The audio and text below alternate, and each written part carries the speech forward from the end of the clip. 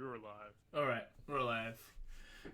Welcome everyone to one shot from Alpha Initiative, Bark and Bite. Where me and Tomato Revenge over here decided that there's a cat race. There's two cat races. Where's the fuck's the dog race? So we made a dog race. And we were like, well, the best way to test if this is balanced is to run it in a campaign. And then I was like, what if it was all dogs? And he said, AJ, no. And I was like, Darian, yes. And so we did.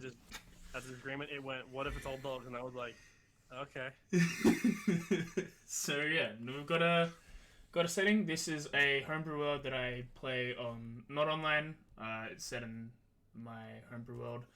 And so the events of this can affect that game, potentially, depending on what these guys motherfuckers do. They might activate a card and destroy the universe. If I put one in there. No one snapped their fingers. Nah, Kim's not here yet to do that. Yeah, Kim's not here to blow up our game. So, yeah, we'll get started with this campaign. And yeah, I'll just get some music and I'll switch everything over. So, let's go. Wow. Wow. So organized. So, yeah, I know, right?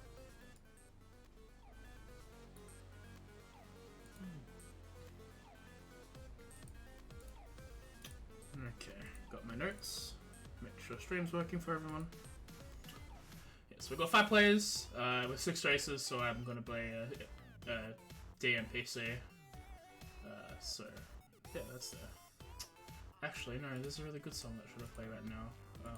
Yeah, to let the dogs out. No, because that will get me banned. Good. Shame. Shame. Damn shame. I think Harris Heller has like a bunch of like cool sound musics for this area. Cherry Blossom Skies works. There we go. Listen, I'm listening to very apt music for this. I literally have a playlist of like sci-fi like music going on right now, so this totally fits the theme right now. Yeah, that was Shovel Knight was playing for half a second, because we all know Shovel Knight is set in Japan. Find the nearest anime playlist. That'll work. Yep, so our 5 players today, we have Sarah Mim, Full Metal Jeremy, Nox Dimitri, and Tomato Vendarian from the other games you've seen, and newcomer Ants, who'll be here to help us out this time.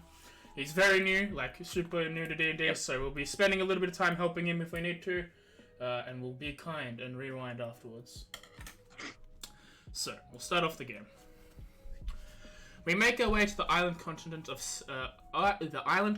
and country of Sagra, which lays far east of the land of Saria. We zoom into the middle western section of the island to the country's Unozaki region. Then we zoom further into the northern part of the region to the Widrud Prefecture. The imagery changes to a bunch of zooming shots of this one castle and its dark wooden features glistening in the sunlight.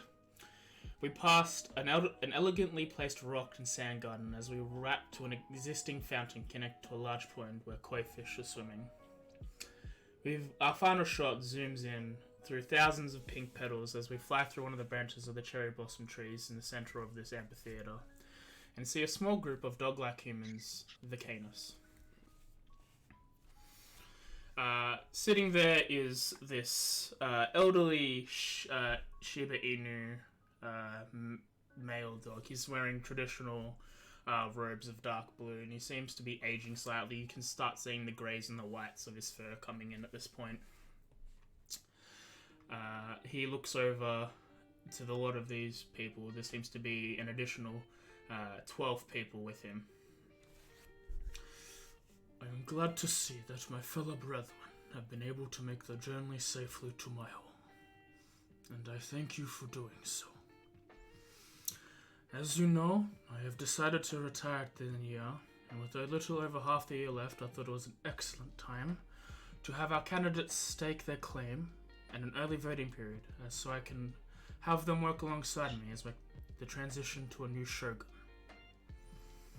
However, I would be troubled if this is merely based on public perception of our candidates. As such, we have all agreed to have a trial with selected champions, or nominees if you will, perform a quest for us, allowing us to see, as he points to the 12 Canis, and then behind him there seems to be a group of 4 or 5 noblemen. He spins around and acknowledges all of them to see what each pack has to offer Now, candidates, please introduce yourselves and your nominees. There seems to be another Shiba Inu Canis standing next to him, and he steps forward. And he's like, I am Basabaru, part of the Weird Pack. My chosen champion is Fluffy Fluffington. So, can Fluffy please explain themselves? So, Fluffy's an exceptionally small, like, Pomeranian-looking doggo. At first glance, you would think it's a boy, but upon close inspection, it's actually a girl. Fluffy Fluffington aggressively flexes at the ground.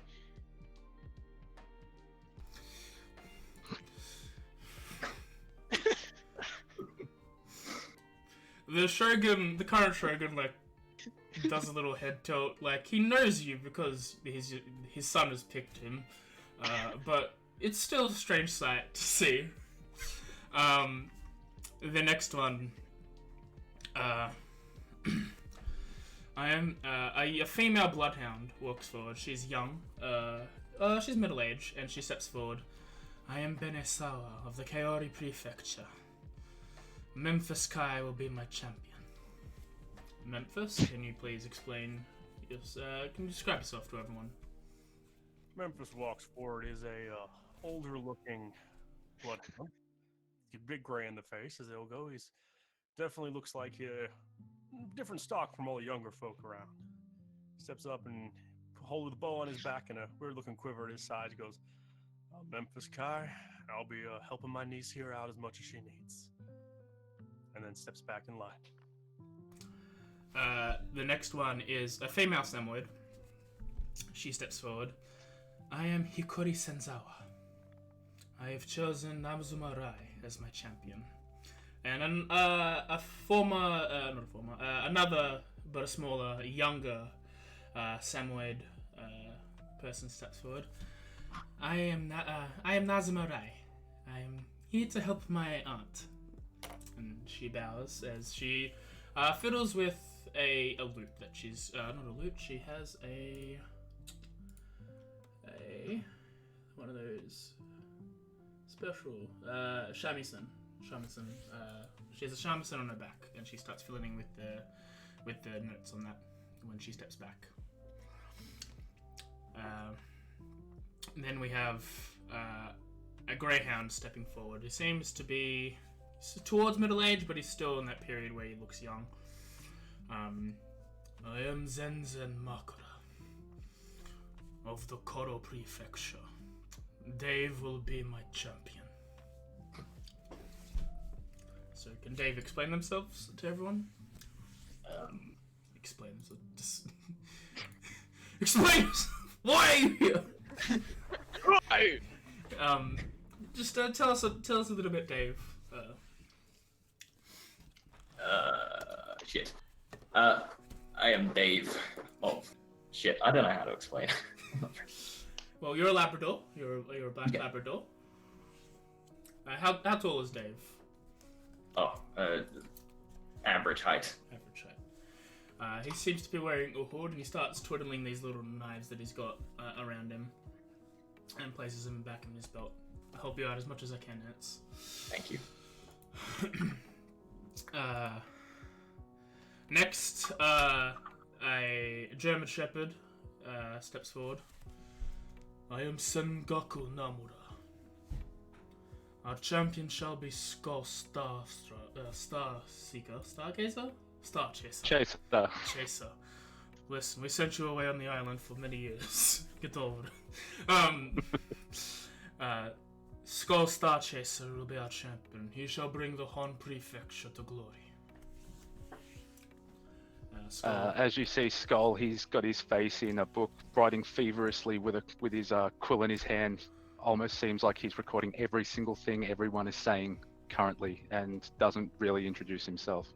Okay, he steps forward and then he gets pulled back by Sengoku as he just doesn't say anything. I am Subidu, says Great Dane as he steps forward. And we have nominated Boofus to be our champion. Big ass Czechoslovakian black or a German shepherd mixed with a goddamn wolf walks up wearing fucking plate mail. The big stupidest smile on his face. He says, "Hi there," and immediately goes back, looking at a stick on the floor. We have interesting nominees this year, the Shogun, Lord Shibaru, says. With our champions named, I will disclose what the trial will be. As it is known, our region was found 700 years ago, where our packs were at odds with one another and wars were had. The land was lost and claimed continuously until the heroes, the 6 heroes of Inuzaki, a clanist from each clan, banded together and unified our lead and charged a war against the demons plaguing the land, against the demon lord Grond himself. The hero Izumi wielded a blade made of materials and processes found in each prefecture of Inuzaki. We call this blade the Blade of the Six, the Blade of Unity, or the Roku no Ken. This blade dealt the final blow and ended the war between us and the demons, and now acts as a representation of our peace between our clans. The blade lays into a temple on the border of all 6 prefectures, called the Hero Shrine. The trial is to simply retrieve the blade and return it here to me. I shall be a prize for whoever does so, with a weapon of your choice crafted by the Master Smiths of Virud. For the champion and the prefecture they represent shall gain some extra coins to their coffers. We will then use this information to note and choose our votes wisely. And we will have an election at the end when everyone returns. Be careful, for all may not be as seems. He steps back and he does a bow. All the other nominees, candidates, lords and nobles bow back. And he walks off back into his estate. Each of your candidates steps forward, and they each hand you a small bag. Seems to be gold coins, determined by something. So Fluffy, you get 80 gold. Right. Nazuma gets 60. Boofa gets 100. Memphis, you get 85. Dave gets 110. And Skull, you get 100. Basically, you've got a day before the trial technically starts, and you can go around this, the Castle Virud and then the surrounding township, and you can get equipment that you need.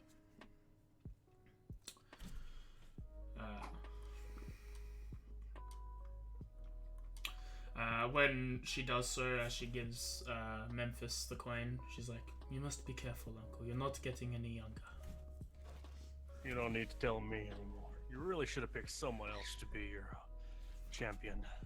I was going to, but then you stepped in. No idea what we're talking about. Alright. Subidi walks over to Rufus. Alright, Rufus, you know what we need to do. You go out there, and you have fun. And you do your best. Yes, sir! And I look at the stick on the ground, and I pick it up with my teeth, and I start gnawing on it. Yes! I look over my niece and I go, I don't think we'll have much trouble with that one. He looks to Zenzen walks over to Dave, and he whispers something to Dave. Not anyone. If everyone wants to try and hear it, they can. If they're going actively, like listening in other people. Fluffy's too busy flexing at themselves. Boo for CD the stick. I'm making notes. Okay, Screw it, I'm gonna make the first roll of the night. go for it. Make the first roll of the night.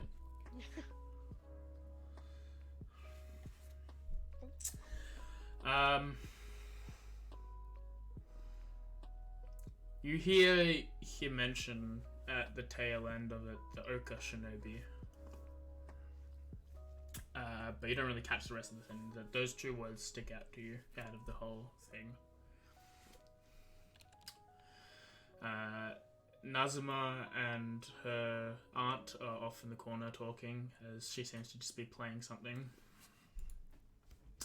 And Basabaru goes up to Fluffy, who he sort of like he dwarfs like Fluffy by a lot.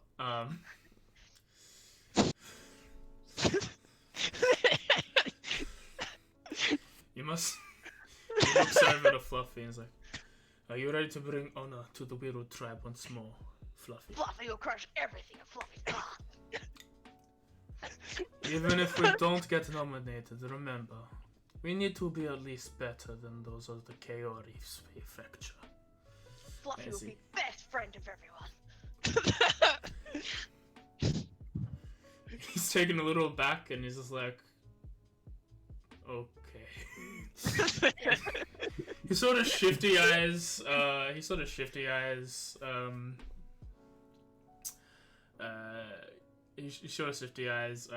Memphis and his niece. And then like goes back. At this point, Memphis, your brother comes down. You all just talk about being old and stuff with the current shogun. Pretty accurate, yeah. Sengoku comes over to Memphis. Not Memphis, to Skull.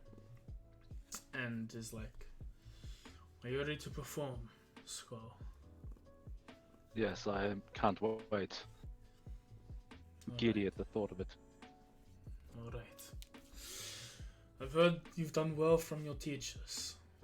Prove us right. I will do my best. And he walks off. Soon, all the lords retire into the estate. You know that you were each given a small part of it to rest for each prefecture, region, clan, however you want to define yourselves. And you've got the rest of the afternoon to get settled for to get prepared for the next leg of your journey, which starts as of dawn or tomorrow. Okay, is there like a town we can go to? Yes, the castle's at the edge of the township, and there's a township that you can go to underneath it. Cool. I cast Find Steed, and I immediately go there. Is it a mastiff? I mean, it's up to AJ. Who are you following? Let me have a look. Ivarin. As you cast your Divine Steed, a large celestial a large lion forms with its mane seemingly made out of constellations. Nice one. That's pretty cool. I get aboard the lion. I pet his head. Hi there. You're a new friend now. Your name is... Let's go! And I point in the direction of the castle and we go. It looks quizzically at this as my okay, and roars and then starts trotting at a decent pace. He's not running or anything. He seems to just be like trotting his way there. Yeah, but it seems like that roar was like, fuck my life. Probably was. Alright. What's everyone else doing? Fluffy will start to walk towards wherever the hell stuff is inside the castle. You know, If there is an object in Fluffy's way, Fluffy will attempt to break the object and just scream. alright, roll a perception check, I guess. Only if it's like in Fluffy's walkway. Oh no. Okay, where's perception? As you walk past, you've been eyeing these the entire time. There are these two ornate ceramic like flower vase-esque like they're sort of like there's a lot of like drums, ceramic drums sort of deal that are like ornamental, and they're sitting at the front of the door.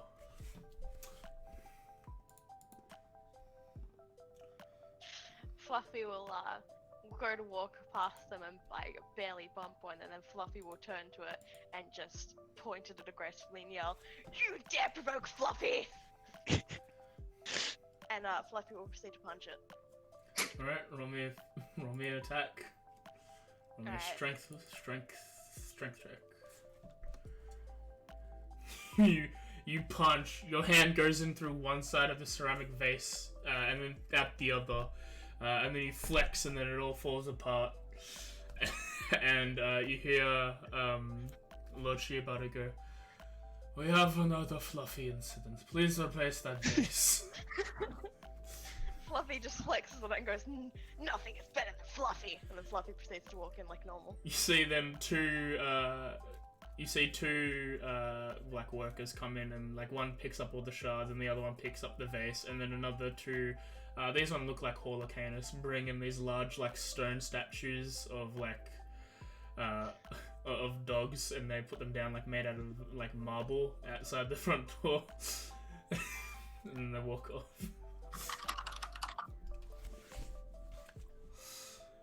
What's Dave doing? I'll enter. We're entering the castle, right? Yeah. Yeah. Enter the castle, have a little explore whilst thinking about what Zenzen said to me. Okay. Roll a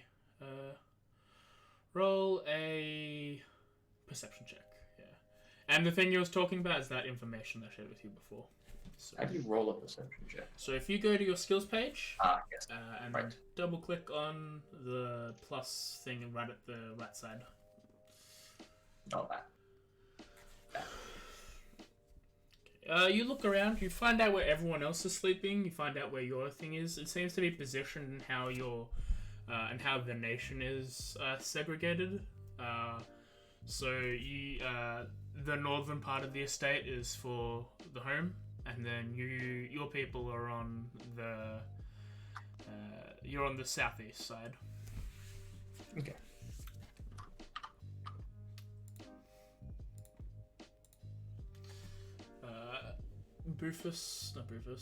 Memphis and Skull.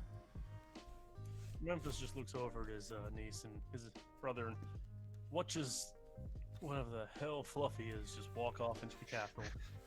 And so he goes, I bet you 5 gold they brought that one in a bag.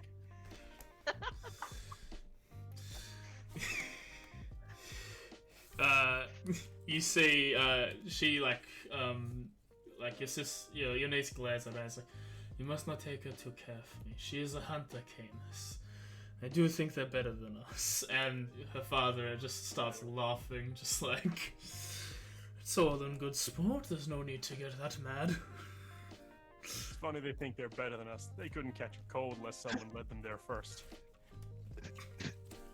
So, how far away did you say that town was, AJ? You know that it's 2 days away. The town is like maybe 10-minute walk from the estate. Okay. I have a few things. I look at my brother and niece and I go, I got a few things I want to pick up before we head out. So I'm going to head over, do some quick shopping. I'll see you tonight. And start setting out after the weirdo on the lion. Yep. You pass him because the lion is like trotting. You like it. Even though he left like 5 minutes before, you catch up and pass him. I wish to go and find a bookstore in town. Yeah, you go and find a bookstore in town. Is there anything in particular you're looking for? So this trial thing, this has happened once before, yeah? Like this is This is the first ever instance. first ever instance, alright. I go look for information about the Blade of Unity and the temple in which it resides, the Hero Shrine. That's what you said, wasn't it? Yep. So roll me a investigation check. Okay. You know that the Hero Shrine represents each of the 6 heroes, and it's built. It's built so there's a statue in each of the prefectures, in each of the direction of the prefectures that there are. There are 6 heroes. You've got Izumi, the Shiba Inu Hunter Canis, Goto, the Burmese Mountain Dog, Horla Canis, Nomura, the Bloodhound Tracker Canis, Yamamoto, the Dalmatian Sprinter Canis, Oyama, the Japanese Chin Dapper Canis, and Ichijo, the Border Collie Clever Canis. I'll write those down for you. I'll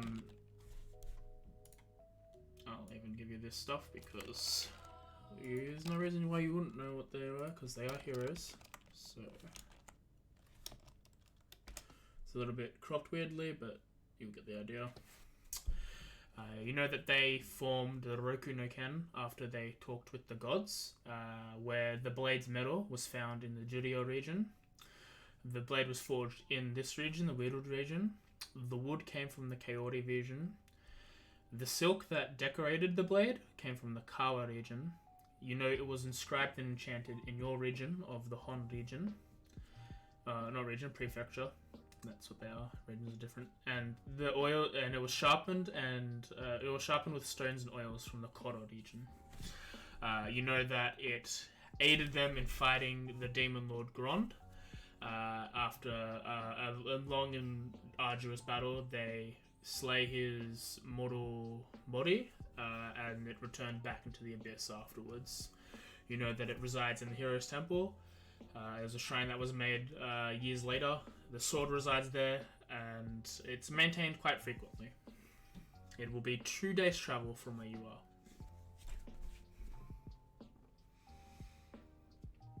Any more information you want to know? That seems like that'd be good. Right. Memphis and Fluffy, what are you doing? Oh no, Memphis and Rufus. I have a small list of things I want to buy. I'll just message you with them once I finish making it up. Okay. Rufus. Buffus is just gonna waltz into town. With his nice little sack of monies. Mm-hmm. Go to a could I find an orphanage? Yeah, you can find an orphan. Actually, you know that the orphans are usually taken care of in the estate. There seems to be a section, a small building off to the side behind it. That there is an orphanage nearby. Yes, it seems like the Lord himself looks after the orphans of the land. I will go to said estate, and I will offer about 70 gold. They take it. If you're donating it, they'll take it. Yeah, I'm donating it. Okay. So that's and then I'll proceed to procure rations and go to the church and then spend the rest of it as donations. Alright, well then knock off all your money, and you've got enough rations to cover the 2-day trip. 2 days there and back, or just 2 days? Yeah, you'll have the 4 days worth of rations you need.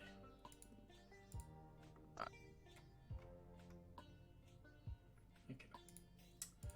Just need to roll on my part, and then ready to go. Yeah, okay, that's fine. Anyone else want to do anything before we transition to the first day of the trial? Yes. Mm-hmm. Leave the castle and head into town to pick up supplies for the trip. But also looking for anything unsecured. Okay. So you... Let me just quickly type in something for someone else. Rations are 5 silver a day. So for 4 days, it'll be 2 gold. Okay, yeah. So if you want to spend the money on rations, it's 2 gold. And what else were you looking for before we do your sneaking around trying to steal things from people's pockets? Just food for now. Okay, yeah. So yeah, just 2 gold. Just take that off, and then I'll add the rations onto your thing. I just sent you the list of the things I want to buy. Just tell me if message me any of those I cannot get, and I'll add them to my list and minus the money. They are all good. Go ahead. Cool.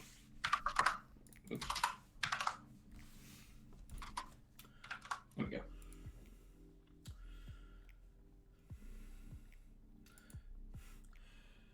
I'll say for Fluffy, I feel like she's not that smart to do this herself. So Basabaru Fluffy orders. needs help. Basabaru gets someone to do it for you, and then they just take the money from your bag. Fluffy just walked in and somebody's taken the money. Yeah.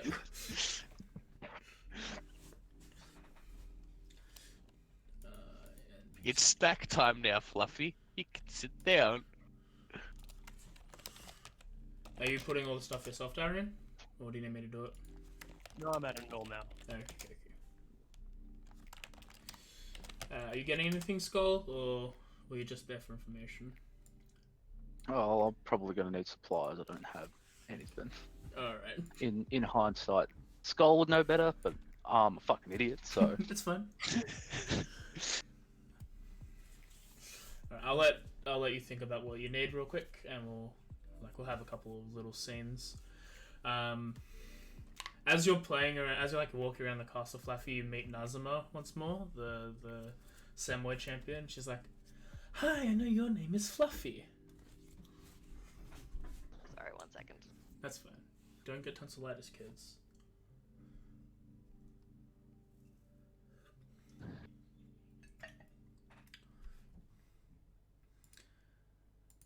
We'll take a quick pause on that scene. I am going to go and get a water bottle. So I'll take a quick pause. You guys think about your stuff, and I'm just going to grab my water bottle, and I'll be back in 2 seconds.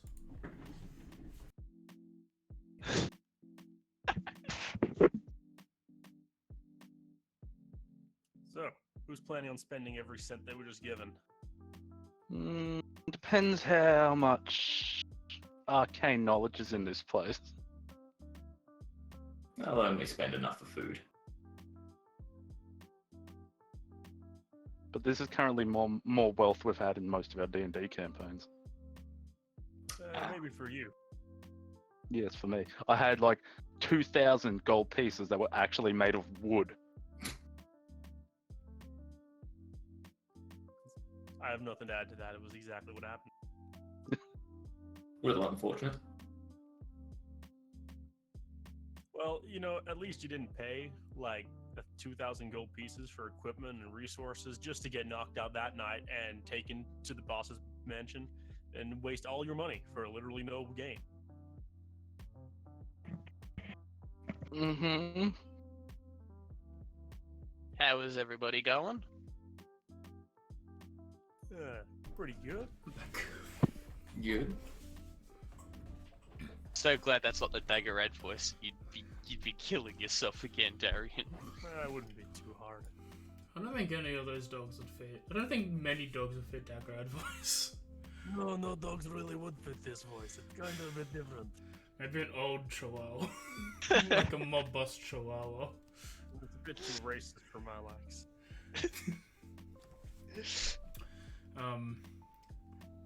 Mid back? Don't think so. Okay. I have no idea. I'll only say once I'm done buying all my things, I'm gonna go looking for that books type, Okay. that artsy fartsy type. I'm just gonna watch him as he does whatever he does. Yeah. Roll me a. Are you asking people, or you just gotta look for him and track? I'm just gonna look around town for him. Right, you're a perception.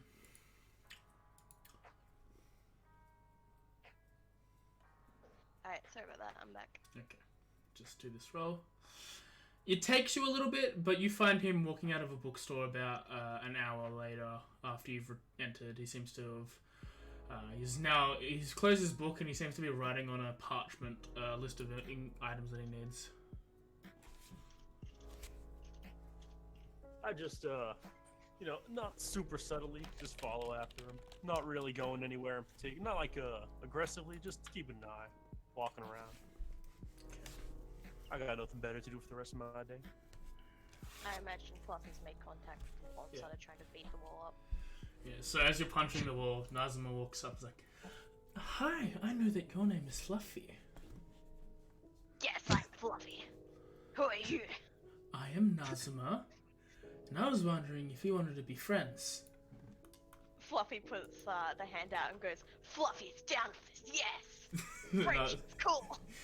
Nazuma shakes her hands like, how about we make a little deal? I'll help you get the sword. And we just spend some time being friends. Fluffy's okay with this. All right. So what are your plans, Fluffy? What's your goal? What are you gonna do? Fluffy will break everything. Mm-hmm. That seems like a very viable strategy.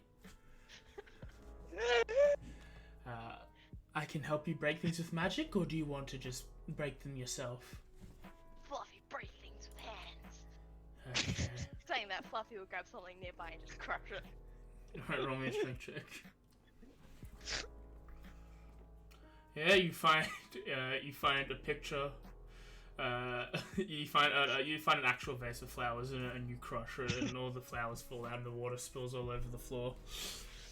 Fluffy will proceed to then pick the flowers up and put the flowers in Fluffy's hair, and then just flex. You are very strong, Fluffy. I think this will be a wonderful deal. Fluffy agrees. Skull, can I get you to roll me a perception check? But of course.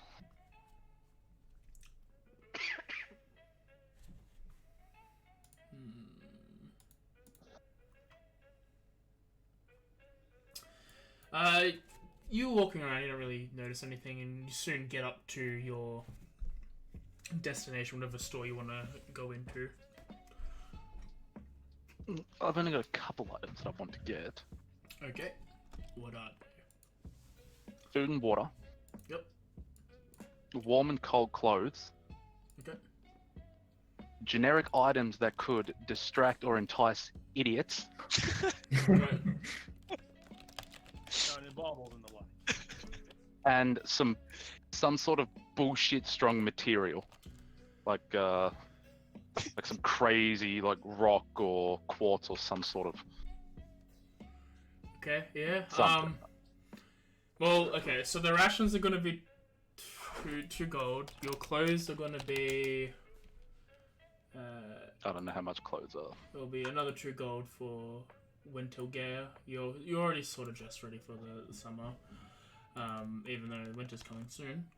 And then I'll roll me a persuasion check just to see how much I'm gonna knock off from the rest of the stuff, from the idiot bait and the thing. Yeah, I'll maybe knock off 50 gold for both the idiot bait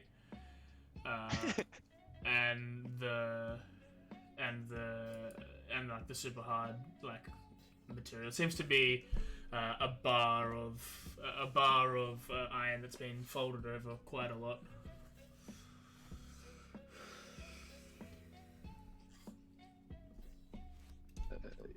Idiot bait. I like that name. Alright, cool. So that puts me at or It'll be minus 54 total, so 60, 54, 56. Okay. Is this what everyone's going to do for the evening, or is there other thing? Ah, no, Dave's going to steal things. Dave, roll me a sleight of hand check. Okay.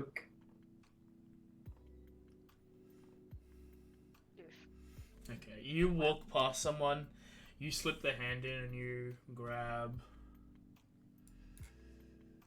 about 5 silver pieces. Okay. Is this all you're gonna do, or are you gonna try and get multiple people in the day? We'll go for another person. Alright, roll me roll me a stealth check, and then roll me a sleight of hand check afterwards. Okay.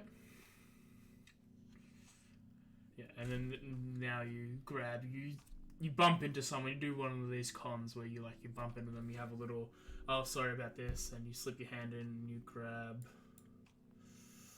7 gold and 1 silver. Okay. Damn it, not gonna work out. Okay. Okay. Anyone else doing anything for the night, or do we want to transition to the next part of the story? When Skull comes out of that shop, Memphis just wants to be waiting right next to the door. Good evening. Good evening there. I was just thinking, if anyone's gonna know the most about what we're after, probably one of you booksy types. You would be correct. But The if I know the more bookstore over there has all the information that I just got from it. If you were wondering. why read myself when you've already done it? How about I do you a favor and you do me a favor? Yes. I'll make sure you get where you need to go. If you don't mind, if we do it together, at least for a little bit. Very well. Looks up and down at you. I'm assuming you're someone of a physical caliber. You can put it that way. I've been around the block more than once. Useful to have someone who's strong. Yes, this sounds like a very reasonable deal. Let's just say, as long as I'm here, we're definitely not going to get lost anywhere. Fair enough. Seems we've come to an accord.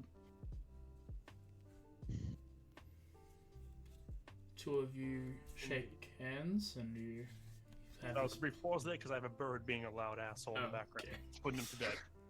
But yeah, perfect. See you tomorrow.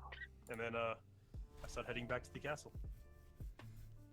I wait like 5 minutes and then follow. Alright. Everyone ends up going to bed. Can I get... When I'm going to bed beforehand, I would like to do my nightly prayers. Mm-hmm. I will take I'll take a 8-hour watch, and then I'll have my steed take the rest of the watch. You will know for a fact that following Yvarin, she will not have any prayers that happen at nighttime. Okay. Well then I'll just be sad because Yvarin is gone. Right. I lack object permanence. And I need the steed to remind me that Yvarin exists. Alright. Can I get everyone to roll me initiative? Okey-dokey.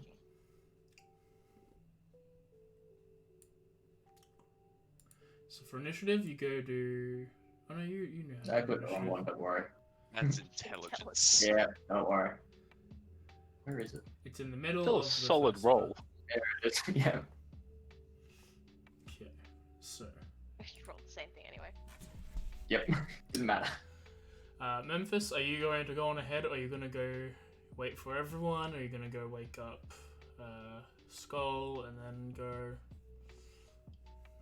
Memphis, you get up in the morning, go outside, have a look around, quickly grab a few things, just do a quick walk around the yard and pick up a few just random sticks, shove them in my quiver, and then I go and wake up Skull and say, "Come on, let's get going before the sun gets too high in the sky." I'm not a morning person, but very well. Listen, I said I'd make sure you get where you're going. Didn't say you're gonna enjoy the whole time. Dave, are you going to do anything? So they wake up around maybe 5:30 in the morning, and then Memphis does a little bit, and then probably they start leaving around 5:45. Dave, what are you doing? You probably wake up around this time. I'll notice that they've started to get up and move along and follow behind, but stick into the shadows. Right, roll me a stealth check. Okay. Oh, Memphis, someone is following you almost immediately. Yeah, after we're walking a few, maybe we get like the first thicket of trees or somewhere a little less out of sight of the castle. I just stop, sniff the air a few times, and look back. Now, do I just spot the man following us? Yeah, you see him. He's trying to stick to the shadows. Like he knows his training and stuff, but it's just his scent is coming in the direction that you guys are going, and there's nothing that can stop that. Pretty useful when you're walking with a rear breeze. Sorry. I look over at Skull and I'm like, "We're already being followed. Didn't take long." Do you have an objection to that, or do we just keep going? Well, if they want to join us, they can. I don't really care. And turn, and I start heading back the way we're going. Keep going down the track. Okay. I follow him. I'm not going to talk to people. I'm assuming Dave is just gonna follow behind. Yeah, but still trying to be stealthy. Okay. Unnecessarily. Mim said. Did Mim just say she was going away at the minute? I'll be having to leave in like an hour and 11 minutes. Okay. Can you? What are you gonna do? You've woken up around 6 o'clock. First of all, Fluffy is waking up in a pile of their bed, ripped to shreds. Mhm. Fluffy will check that their flowers are still in their fur. Mhm. They are. And then Fluffy will go to walk out the door, walk into the door, and then start beating the door. Skull left. Around 7 o'clock-ish. Around like 7:15, Nazima wakes up and sees you're still punching this door. And she's like, "Oh, Fluffy, we should probably get going, shouldn't we?" Fluffy turns and goes, "First Fluffy has to beat door." I think the door says he loses. Ha! Fluffy's superior! Fluffy just flexes at the door. So, are you gonna follow Nazima? Yes, Fluffy will follow Nazuma. Rufus, you wake up last, around 7:30 in the morning. Rufus will yeah. Rufus will do his morning prayers. Mhm. And not knowing where everybody else is gone, we'll just assume that they're all out getting breakfast. You know what, I take that back. You were up at 6. You were up as both Memphis has woke up, but you've been praying for 3 hours or whatever. You were praying for 2 hours straight. And then you decided to go, like, yeah. Yeah, it's time to go. So I get aboard Ponce de Leon, Mhm. and we'll venture forward. Alright. Can I get a survival check from everyone? No way. Since me and Survival. Skull were traveling together, could we make one check between us with advantage? Yes. Same with Fluffy and... Yeah, take it. Nazima. Not very survivalistic. Fluffy is not survivalistic at all. You know, that's a 12 for me. Nazima leads Fluffy so they don't get lost after they like bump into a tree and they start punching it for a good 2 seconds. Nazima like drags her along really quickly. Memphis, you lead Skull and by proxy Dave rather well. But at one point, Dave, you're just like, I know this place better, and you wait for a part where they stop for a break and you make your way on ahead.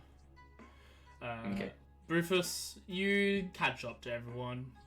You don't take long. Now that it's like an actual thing for Ponce to do, he like starts like galloping at full speed and he makes his way. And you're sooner catching up to everyone.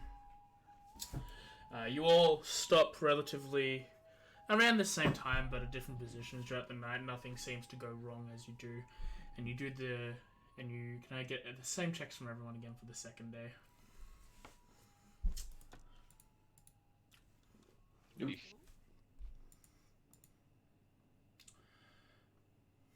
Oh, survival. Oh, okay. Yeah, no worries. I'll do survival. Do we all need to roll that? Okay. Again, Rufus, now you lead ahead. You start getting past Fluffy and Nazima. Dave, you are a little bit ahead for a bit, but then Memphis seems to overtake you while you take a small hour break. Memphis and Skull seem to just go on ahead without everyone. So can I get everyone to within the 3 squares from where Memphis is? So like the space in front of Fluffy. Just position yourselves how you'd be. You've all relatively caught up in this afternoon. Everyone's sort of just walking so they don't expend too much energy.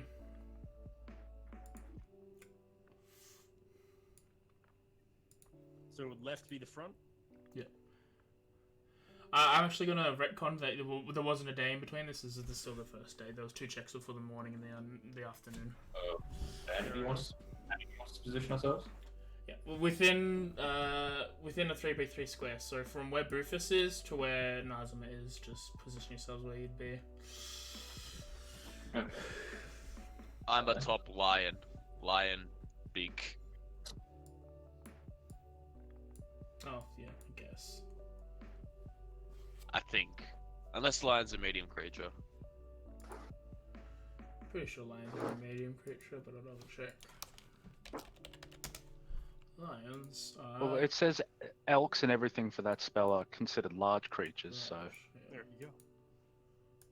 As we're journeying along, when Dave eventually passes us, sneaks on by, then we pass him again, and we're like, "Oh, fancy seeing you again." As I go walking on past him.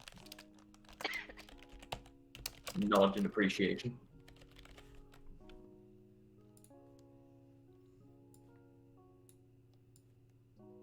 You know, I look over Skull.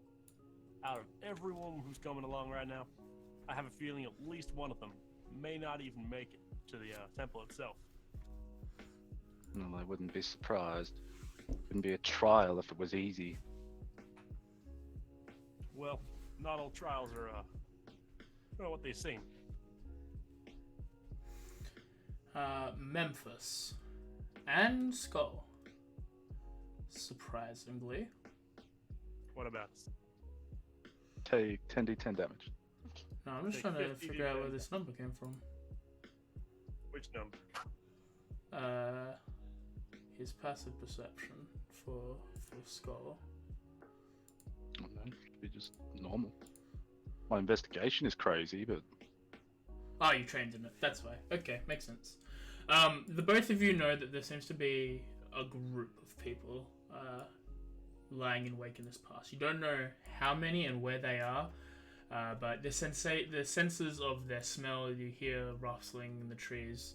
You know that there is a decent amount of people making themselves non-visible to you. I cast mage armor on myself. I'll say Memphis like full Skull to the side of one. I was like, whoa, don't be too heavy here. There's a few of them. We should wait for the others to catch up, which they do. Yeah. As I can tell. By this point, Yes, but this is to protect me in the meantime. everyone comes up. You see that Memphis and Skull have literally stopped in their tracks. Dave, you're maybe 5 feet behind them, and you also just stand still. They seem to be whispering and talking. You see Skull touches his robes, and shimmering blue ethereal light forms on top of his clothes. And then, Okay. Do that again. There we are. yeah, and then Sorry, Order the spell up was ahead. just set up weird. yeah, okay. We know they're up ahead, but we don't know where they are. Yeah, you know that you don't know the number, but you know that they are.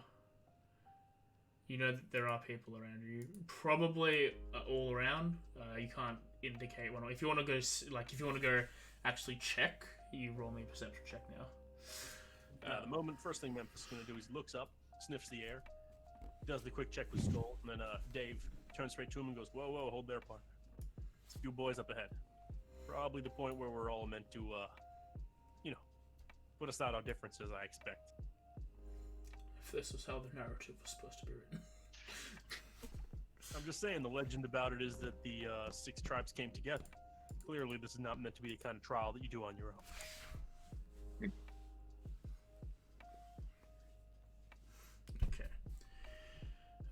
Maybe then 5 minutes after that, Nazima riding Fluffy, because Fluffy is strong. Even though Fluffy is short, Fluffy is strong. So she's like holding onto Nazima, and Nazima's like just. She's only slightly taller than. She's almost like as tall as Bufus with like how this is going. As she's like sitting down as things been carrying her, and she's been playing on shamisen, singing a song, making Fluffy happy. And then you see the 3 of them are just standing in the middle of the road, Fluffy. Fluffy's confused why there's blockade. We're in blockade, you little one. Just taking a moment. I Fluffy recommend you does do not the same. understand. Keep moving. If Fluffy and Memphis reaches into his quiver and pulls out a stick. Fluffy break stick. catch, and Memphis throws it down the road back the way they came. Fluffy chases after the stick, aggressively flexing while running. Nazma hops off and is going to. I'm assuming there's someone in hiding. Yeah, it's about the gist of it. Alright. We don't know where they are, but we picked up on subtle disturbances here. Like if you notice, there's no birds chirping at all. 10 minutes later, you see Ponce is running with Thing in the back, and Fluffy is chasing Ponce with Bufus sitting on Ponce. Alright, so what I'm expecting right about now is they're going to come running through here without stopping. They're going to trigger the ambush, then we deal with whatever shows up next. And Memphis just moves to the side of the road. How's This Bufus? smart one. How's Bufus gonna handle this? Is your lion is running fast. There's a small Pomeranian. Candace is running after it. It's like a chihuahua biting the back of somebody's heel. You Fluffy, right? Yes, Fluffy. Fluffy want friend? Fluffy's best friend of Nuzma. What about Fluffy be bester a friend with Bufus? Fluffy thinks bester is fake word, but Fluffy friend. And Fluffy just aggressively points. Bufus gets off Ponce, his 7'11" form looking down, and offers a doggy treat as a token of friendship. He'll take the doggy treat and just immediately snap it in half. We have a deal. Onward, Ponce, and now get it top Ponce, and then we'll get back to where the group is stopping. One second, I need to change something in the combat tracker. Fluffy will give the broken stick back to Memphis and just flex. Oh, thanks for that. It's okay, you can go on ahead if you want. We're just taking a bit of a rest break here. Fluffy will continue. And Fluffy points to Nazma and goes, continue. I'm gonna sit here and wait a little bit. You go on ahead. I'll catch up. I've got magic. Fluffy, Wait. speed. And Fluffy will run ahead. Alright. Wait, Fluffy, wait. Fluffy is not listening. Fluffy is speed. I chased Going after after her, Fluffy. Bufus was gonna go put Fluffy on top of Bufus on top of Ponce. It's just a 3-tower of fucking me. Alright, so yeah, you can run off your movement, the both of you, if you're continuing. So go ahead, and then I'll have everyone roll initiative because you're not really surprised except for these two. Yep. Mm-hmm.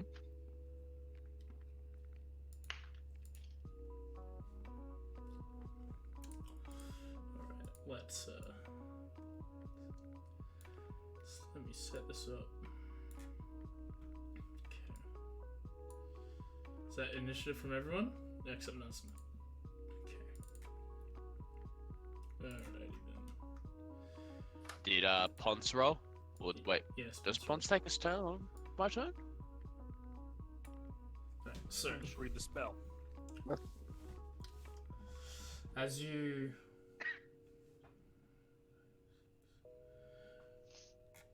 oh, okay.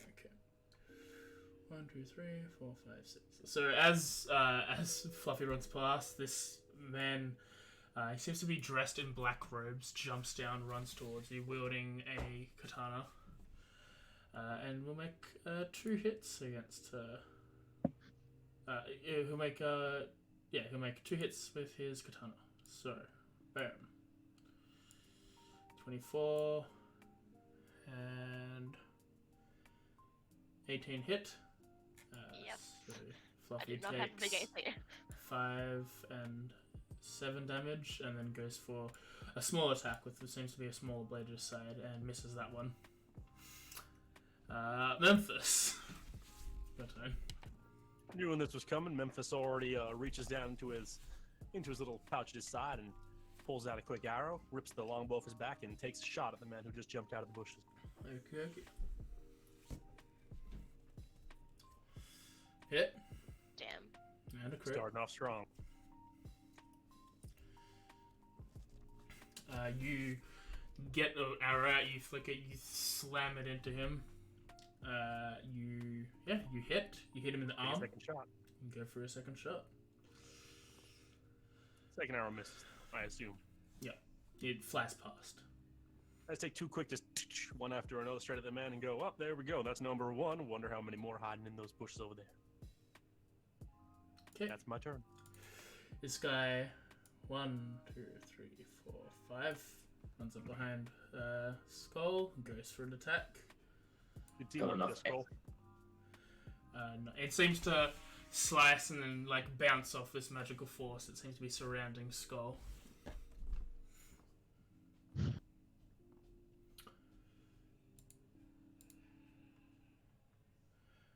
This one is going to 1, 2, 3, 4, 5, 6.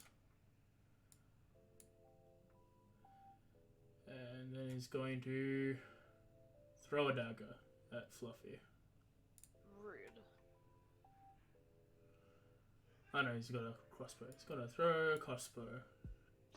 Throws the crossbow at Fluffy. My math is broken because the mod for the math is broken. Try again.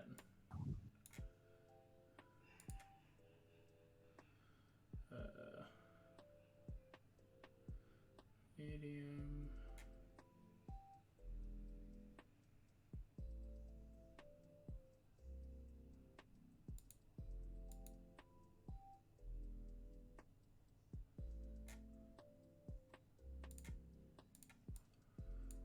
There we go.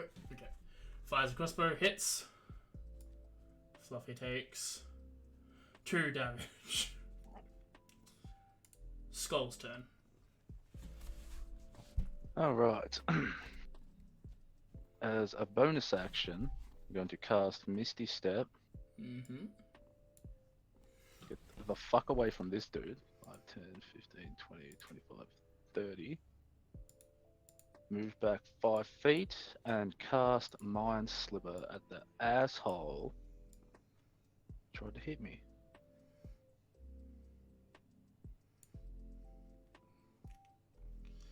Fail. Fail. Fail. Yep.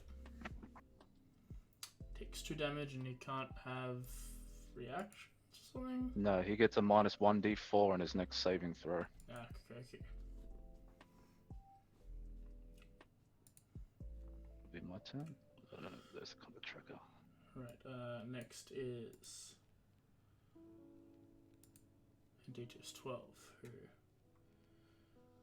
will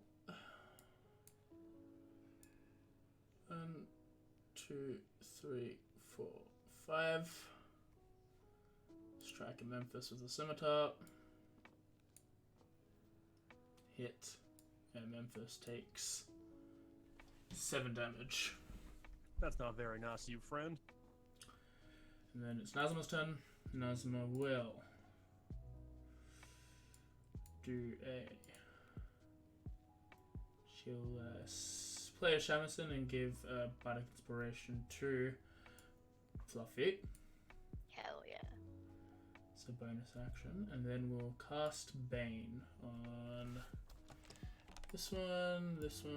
No, not that one. This one, and this one.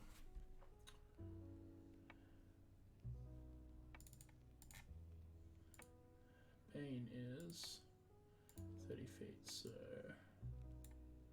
like that. Up. So everyone but the Banditos captain gets that failed, and they're baned. Next is Banditos 3, who got 1, 2, 3, 4, 5, 6. Well, ain't there quite a lot of banditos up in here? Yeah. Just a few. Banditos 3 will strike at Ponce. Hit. And takes 4 damage. Rufus's turn.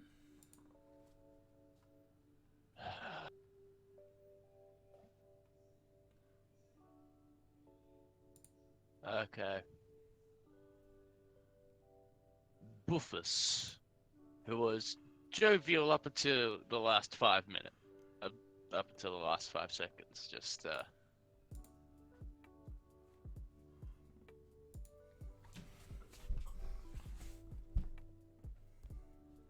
looks at the bandit with sheer, utter rage. Yeah, I'm a barbarian. Go on. And will, point down his great sword and be like, "Your quarrel is with me, infidel," as I cast Compel Duel. Okay. It fails. Alright.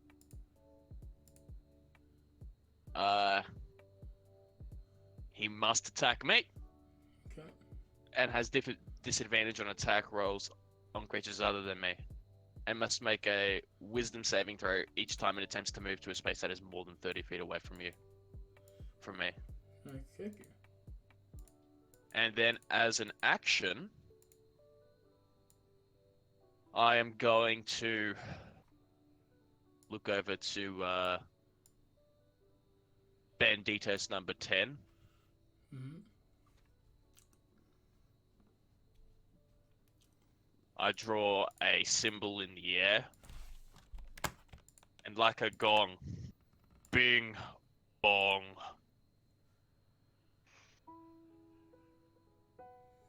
And because he has taken damage, he will take 10 necrotic. Okay. That's a dead boy. And that will be my turn. Alright. What's Ponce's turn? Ponce didn't like being stepped, so Ponce is just gonna, attack that.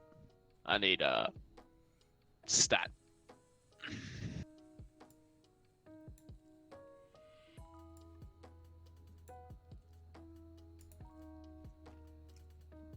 Yep. Alright, so Ponce will have an attack with advantage because I'm within 5 feet. Okay. He will make a bite attack. Alright.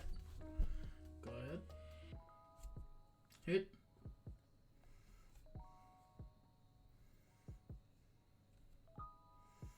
And that'll be it. Okay. And Ditros 5 will 1, 2, 3, 4, 5 will then also fire at Fluffy Bitches. and miss.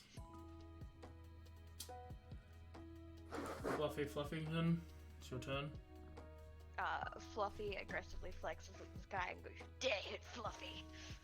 And then Okay. Fluffy will bring down a great axe that is like twice the size of Fluffy down on this man. Okay. Hit. You're 11 damage.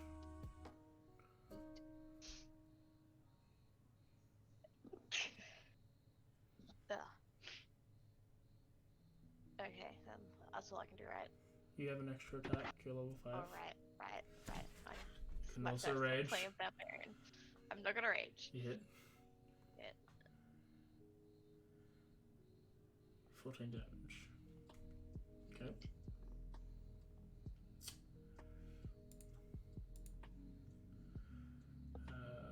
One, two, three, four, five, six. This guy is going to fire at Nazima. Oh, I miss. Right, Dave's turn.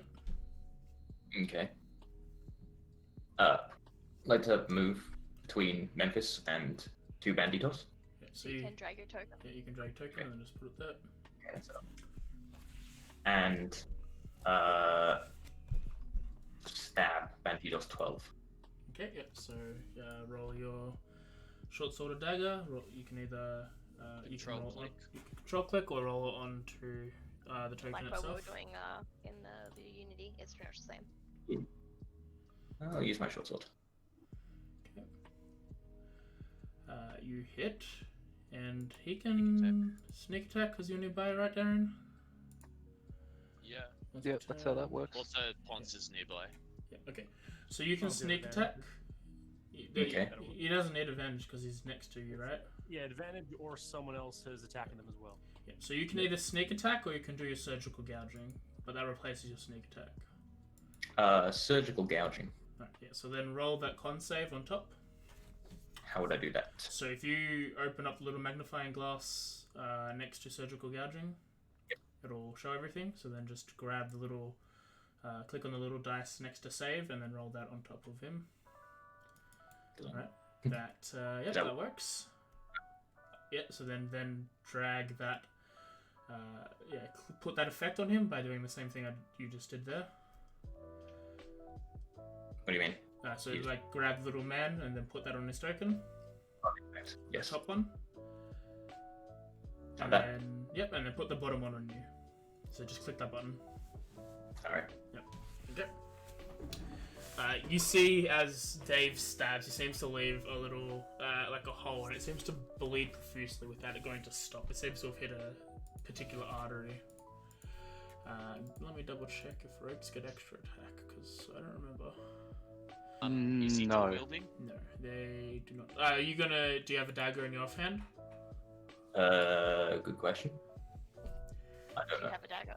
Do you want to run in two-handing stuff, or do you want to do one attack per turn? Dual wielding sounds like fun. Okay, yeah. So let me just change that. Yeah, so then where the dagger that's a 0, go ahead and roll that onto Dagger that's 0. with the hand says 0. Roll that attack onto the same bandit. I need you to hit attack. Yep, to the hit first. You do. And then the attack. You see, as he stabs, he seems to aim for that exact spot where it's caused the bleeding to happen, and digging deeper. Okay. Banditos 11. Well, 1, 2, 3, 4, 5, 6. Say, I'm getting Jack the Ripper vibes off that. Of what? Surgical gouge, rogue, stabs people. I haven't removed This isn't their your average Labrador. any vital organs just yet. He's gonna make a hit at Nazima with his light crossbow and miss. A second Senor Banditos appears. He's going to 1, 2, 3, 4, 5, 6. He's in the middle. 1 second. 1, 2, 3, 4, 5, 6. He's going to make his attacks against Ponce. 1. Hit. Second hit for Ponce. Hit. Third hit for Ponce.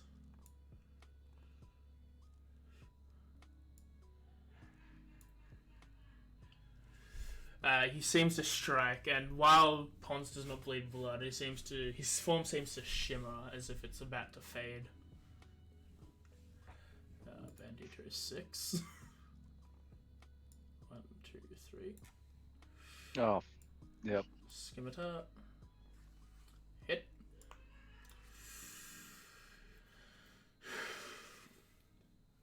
Bandito is 8. Will hop down. Aim for the lion. Miss. Bandito is 1. 1, 2, 3, 4, 5. That part where I said we're all expecting to work together, I think I was pretty right about that. Yeah. I would like to use shield. Alright, go for it. Does that beat 20? Was it 3, 5? No, it's 19. That's mighty unfortunate. You take Then you 3 didn't use damage. shield. No, you use the shield, it just doesn't work. Who used shield? Bandito 7. But shield's in effect until my next turn. Yep. He's gonna get there. He's going to fire a shot at Memphis.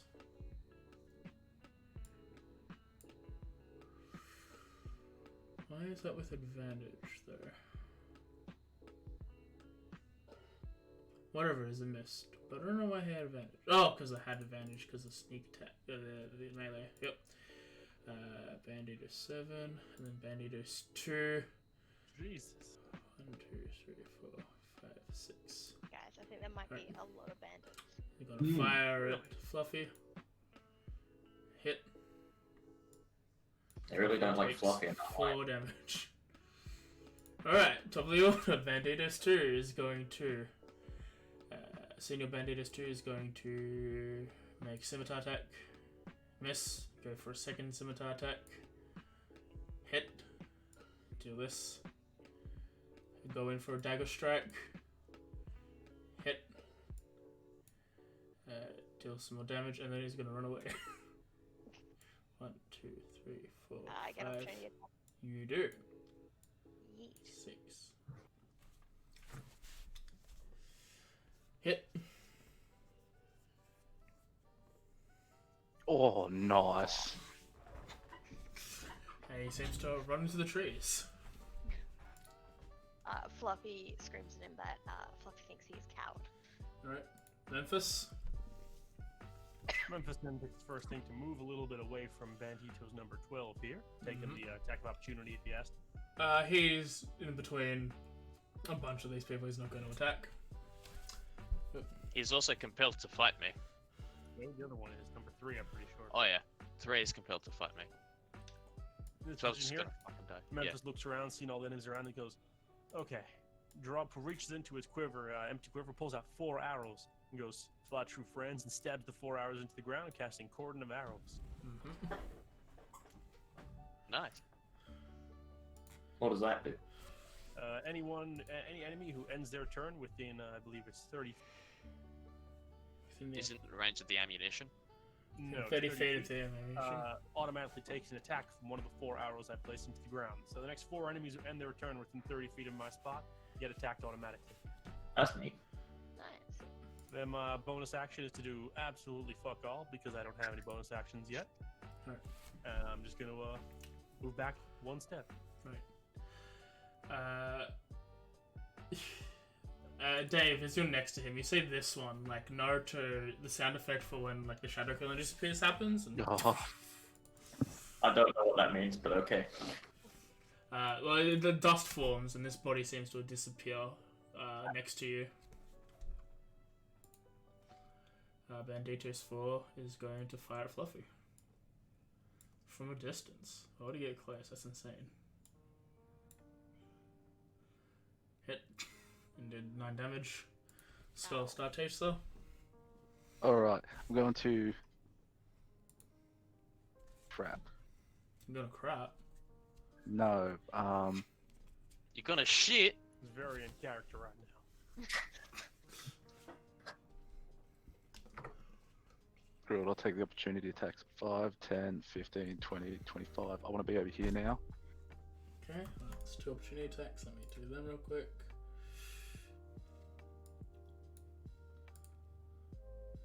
Squimitar. Does they have advantage technically? No, because you're running away. That hits with the 21. And this dude. Whoop. 13 misses. Okay, go on. Wouldn't if I didn't have mage armor. Alright, and I'm going to cast... from my spellbook, I'm going to cast Melf's Minute Meteor, Mm-hmm. but instead of it being its normal fire damage, it is going to be of acid damage. Okay. Ooh, And then, while this effect is on myself, I'm going to use a bonus action to fire one of the 6 I have. In between 1 and 6. So they've got to make a dexterity saving throw. Both succeed, so they take half of this. I don't know how to incorporate half. That'll So I'll be, just- if you just roll it, it'll do it. I'll just roll it in there. Yep, so that'll be 3 damage to 1 and... Yep, so 1 takes 3. And this dude takes 3, right? So you got 4 more floating around your head? Yes. Okay. No, I have 5. 5? 5 around my head. Yep. Because there's 6 in total, and it's each creature within 5 feet of where I dropped it, and I dropped it in between of them. Okay. Alright. My turn. Banditas 12 seems to bleed out a level. He seems to be hanging on for a breath. He's then going to strike at Dave, who hit him. And hits back. Dave takes 3 damage. And it's Nazma's turn. Nazma is going to 1. I'll 2. say when he ends his turn, the first cordon of arrows goes off.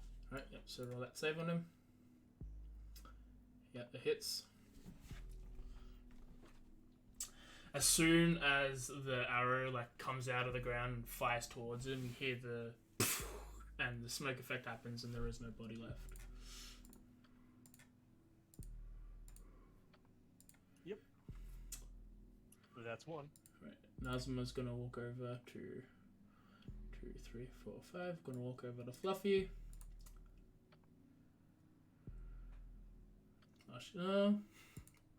This is fun. It's like, oh, well, that isn't very nice. And she will. Whoop. Oh no. That is dangerous. You've done there Wait, by is she a now, regular sized? Is she a regular sized dog now? You know what? Technically, she is. Technically, she's only medium. Yeah. You Could have used the grow. reduced aspect. You grow to double your size, I'll Fluffy. Consider that. Hell yeah. She's reduced. You can fit her in a pocket. Banditos 9 is forced Fluffy to attack. seriously flexing. He has disadvantage on attacking anybody else but me. We'll go for Rufus. Oh, that works. That's cool. And it bounces off your plate. Rufus. The second cordon. Yep, I'll go say cordon of arrows number. The second arrow levitates in the air and strikes him, and he takes 1 damage.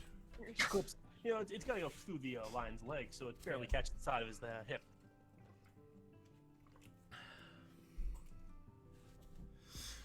Alright, Alright, I am going to use. You know, I'm a dismiss Ponce. okay. Ponce goes away.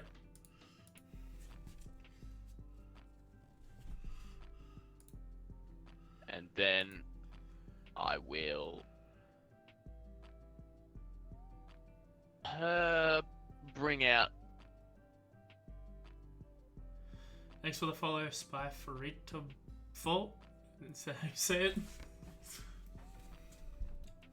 And then I will cast Word of Radiance on both of these two.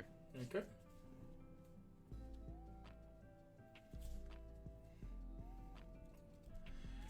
The senior Banditos fails, and the other one succeeds. Takes 2 damage. Sometimes the dots just really don't love you. Oh no, Banditos- told her that was pretty good. Banditos 5 is smart and will not go next to the big thing and still mess with an out one. big tiny dog. Fluffy Fluffington feeling strong because they're big. Fluffy Fluffington will get in the way and Fluffy will yell, "I protect best friend." Okay. Fluffy protects best friend. Right. And then Great Axe's bitch. That's a miss. Extra attack. Miss again. Wow. That's thoroughly depressing. Right. That's all I can do. You are not raged, technically, right? No, I'm not raged. Okay. You go in a rage? So I can attack again if I rage. No. Take So your you bonus can action. less damage. You know what? And Yeah, do more. I'll rage. Right, yeah. So just add that rage effect to you. Just making sure. Oh, you have bonus. You have your Bardic Inspiration die.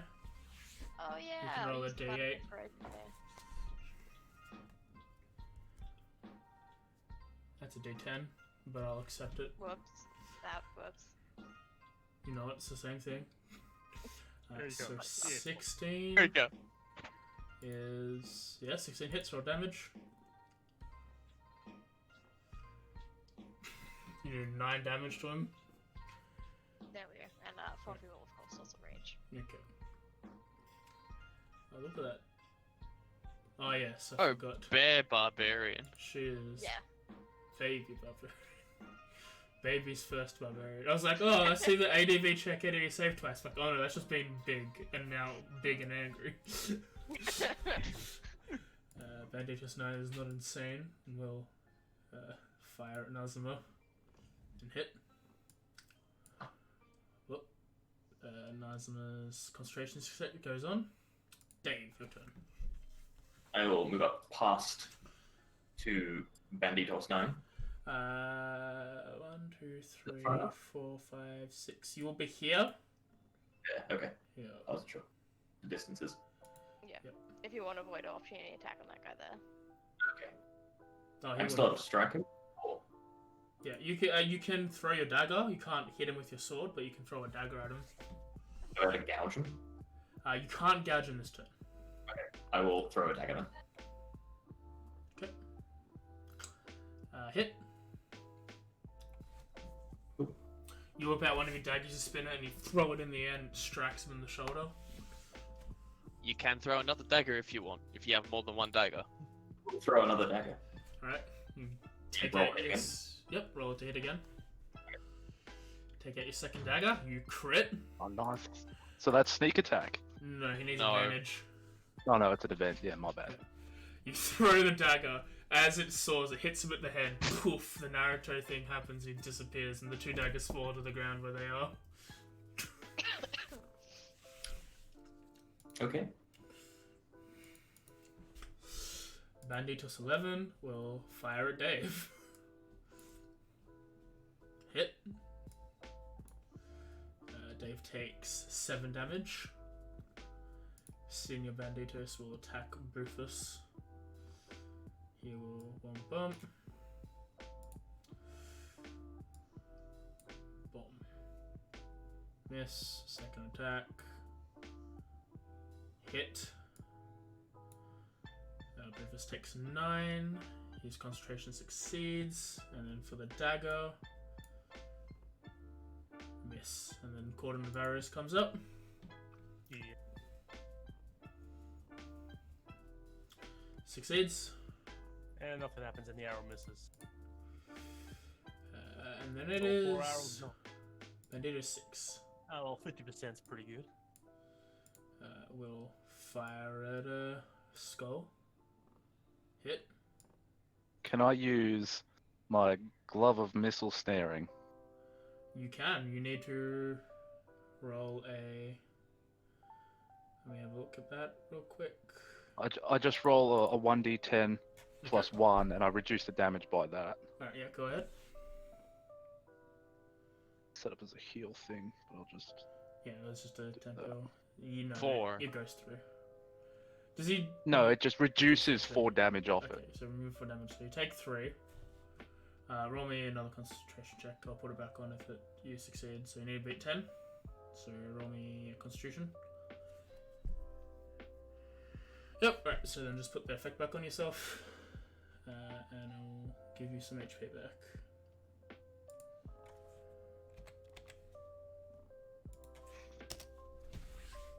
Okay. And DTS 8 will... Okay. The same. That was a Dave, mistake. are you a bandit? I didn't know I that. am. Then DTS 8 will fire at Nazuma. Miss. And DTS 1 will fire at Memphis. Stop that. Miss automatically. Then DTS 7 is going to Run away. just gonna throw a scimitar Throw a scimitar. Okay.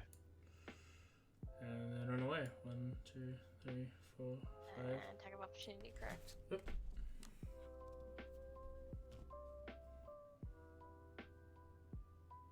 One second. Bring up. I think what made that better was cutting it out. I just can't get the image out of my head of a little Pomeranian. Maybe like A medium-sized Pomeranian. Right.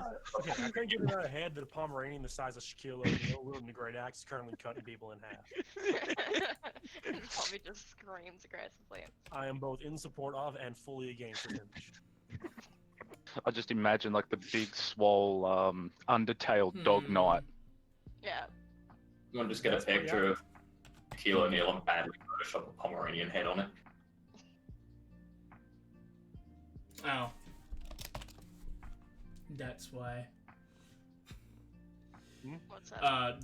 Your resist wasn't working, and I was just making sure it was. No, it's still not working. Because it's not capital, you baby, stupid AJ. Yeah. Not allowed capitals. No, you want capitals. You're not allowed to have not capitals. There we go. Okay, it's fixed. Let me just change that into your character sheet real quick. And then we'll continue combat. Yeah, as you swing your axe down, a smoke cloud appears and you hit the ground.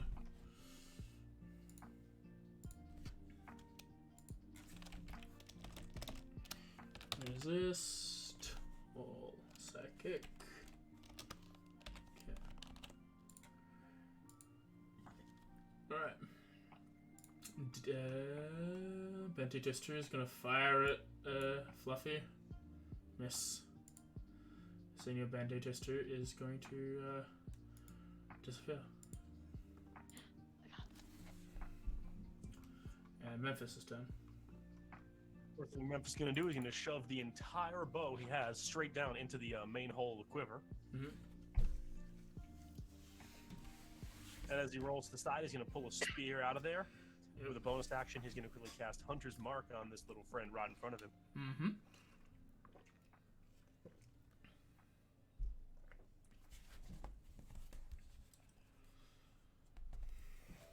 And making sure nothing else I got to press there. And I'm going to make 2 attacks against Senior Bandito's number 1. Okay, go ahead.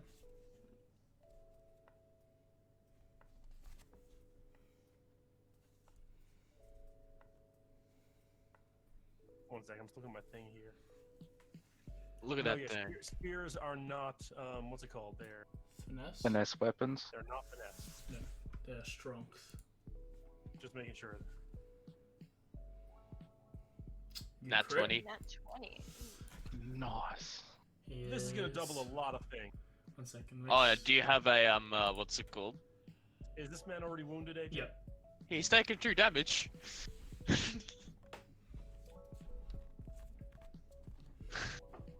This is what I call the Zuzu special. Yes.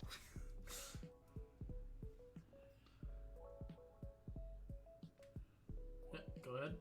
Oh, this will be a 2-hander, obviously, for the Oh, yeah. D8. Where's that second 1d6 coming from? One of them is from Hunter's Mark, and the other one is from Colossus Slayer. Yeah, the Hunter's Mark's already on. Oh, I thought I had to click the button to activate the damage. No, Nah. it's an effect. Or Part of the effect. Man, this is a lot of numbers and things I don't know. It's okay. It's there. Go for it. Oh, it's just a few. Just 42. A You're gonna reticle. get some dexterous spears, my friend. A reticle appears on your eye, and then it locates where his heart is on his back, and you stab with the spear. You strike that spot. You deal a fuck ton of damage. I think I I might just need. stab into him. I let go of the spear. I reach into my pouch, pull a second spear out of the pouch, and go.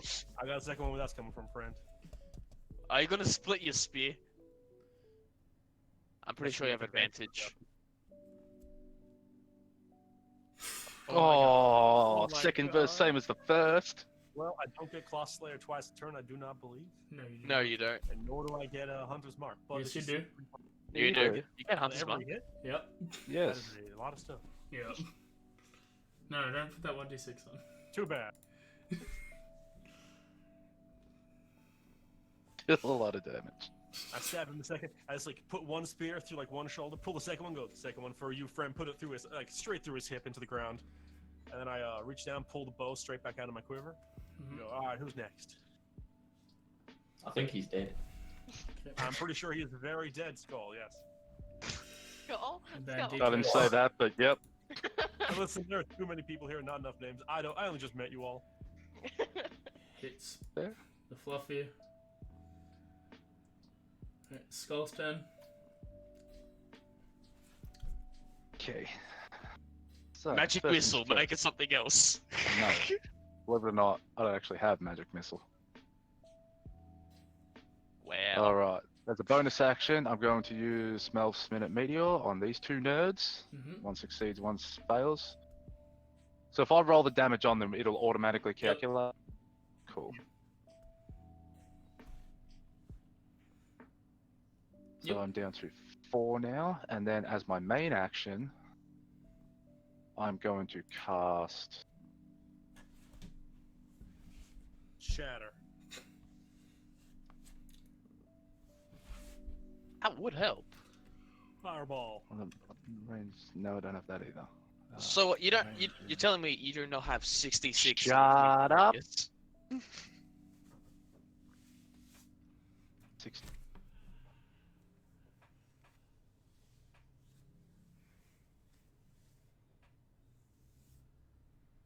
Haste. No. Fire an ice knife and a. Yep. You generate an ice knife and you fling it at Banditos 1, and it just slings past and explodes in the impact into the tree behind. Now, Skull, you're meant to hit him. Witty retort. That's what he says, really retort. Yeah. Yeah, I've no, never no, seen him look that's- at him like, yeah. Okay. That is a witty retort. Enlarges a 2, so she'll then cast a 3rd level Cure Wounds on Fluffy Fluffington the Fluff. Fluffy Fluffington. Hell yeah. 1, 2, 3. Boop. Heal 20. Hell yeah. Also technically 40, because that's how barbarians be. And then she will give a bardic inspiration to Skull, because he needs it. Oh, fuck off. Banditos 3 must attack this dude. Must attack Brufus, and he hits Brufus. Brufus takes 1 damage, and he's compelled. The duel is gone. Okay. Brufus.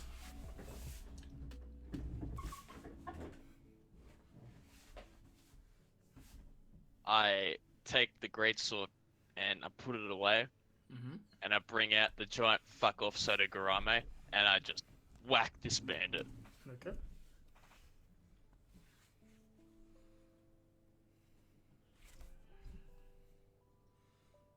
Hit. As your Sotogarame slams into the ground, it again, and the smoke cloud effect appears, and there is no body underneath.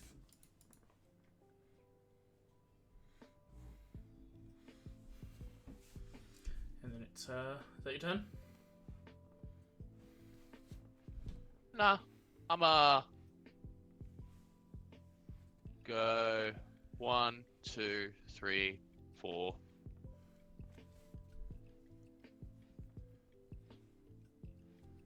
Hit. Same thing happens. You slammed any sort of Garame and You know, I got a feeling that like, did the Captain Boy I kill also disappear into a cloud of smoke? he did not. Thought so. I was looking over at Skull and I go, you know, I had a feeling after we take out that one, half a dozen of these boys would vanish, but that did not happen. What about the other boss that was over there that's disappeared? I will find him one day. 17. Fluffy takes 3 damage. Fluffy Fluffington's turn. Fluffy aggressively runs, like bull rushes this man, and just hits him with Fluffy's great axe. Okay. Hit. You run up, you put down your thing, you slam down. This seems a lot more easier to wield now that you're big. You slam into it. And he turns into dust. Yep. Fluffy will like flex, stare at the other guy and bull rush him as well. Is there 1 second? She should have 50 feet of movement. Or 40. Yep, you can go. Yeah, You can and go it's 40 Fluffy, feet. yeah. And Fluffy will swipe at this man as well. Hit. You take, yeah, takes. He's still standing, but he's not doing well. So I didn't really explain it on your turn, Dave, but because I forgot. So each of those squares is worth 5 feet. Yeah. Yeah. So you can move 30 feet in a turn, so you can move up to 6 squares. BRB. Okay. I will rush forward. Am I able to pick up my daggers Yeah, along the way? On the way, you can just quickly grab down, pick up your eggs as a free action. Alright, I will do so and push up towards this guy. Mhm. Pick up my daggers along the way. I will gouge him. You need to attack, and in order to gouge, you need to be able to do a sneak attack, and in this position, you cannot. Okay. I'll just stab him with my sword then. Yep. You miss with the sword. You can follow up with a dagger. Right, go ahead. Miss with the dagger. He seems to elude you as you swing with your thing. He swerves to one way, and you quickly counteract with the dagger. And he just ducks down, and the two weapons clang in the middle. But he stands up next to it, smiling. Bandages 11 will then make a scimitar attack against you, and miss. Then his smile fades as well. Bandito 6 will sick of these fire bolts. Is gonna fire crossbow at Skull. Miss, and Don't then he's hit. gonna. Oh, good. Yeah, he's gonna run away. Okay. Bandages 8 is going to fire his crossbow at Dave. Hit. Dave takes 6 damage. Banditos 2 is going to do that. Hit. And is going to try and run away. 1, 2, 3. And Fluffy's going to beat this man if she can. Yep, go for the opportunity attack. You hit. Yep. Again. Bye. Smoke cloud. It's a bit terrifying. This small Pomeranian's best hit is a man's back. Memphis. Memphis gonna go a quick step over to next to Nazuma. Mm-hmm. That's 30 feet right there. I'm gonna look forward, look to the south into the forest. I'm gonna see if I can spot that man who made a runner about 6 seconds ago. The cap. Yeah, go for it. Roll perception.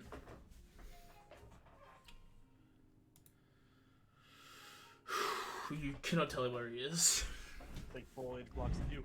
Alrighty. In that case, I'm just gonna take 2 shots. I'm gonna use my bonus action to move my Hunter's Mark over to a Bandito number, let's say number 8, because screw that guy in particular. Okay.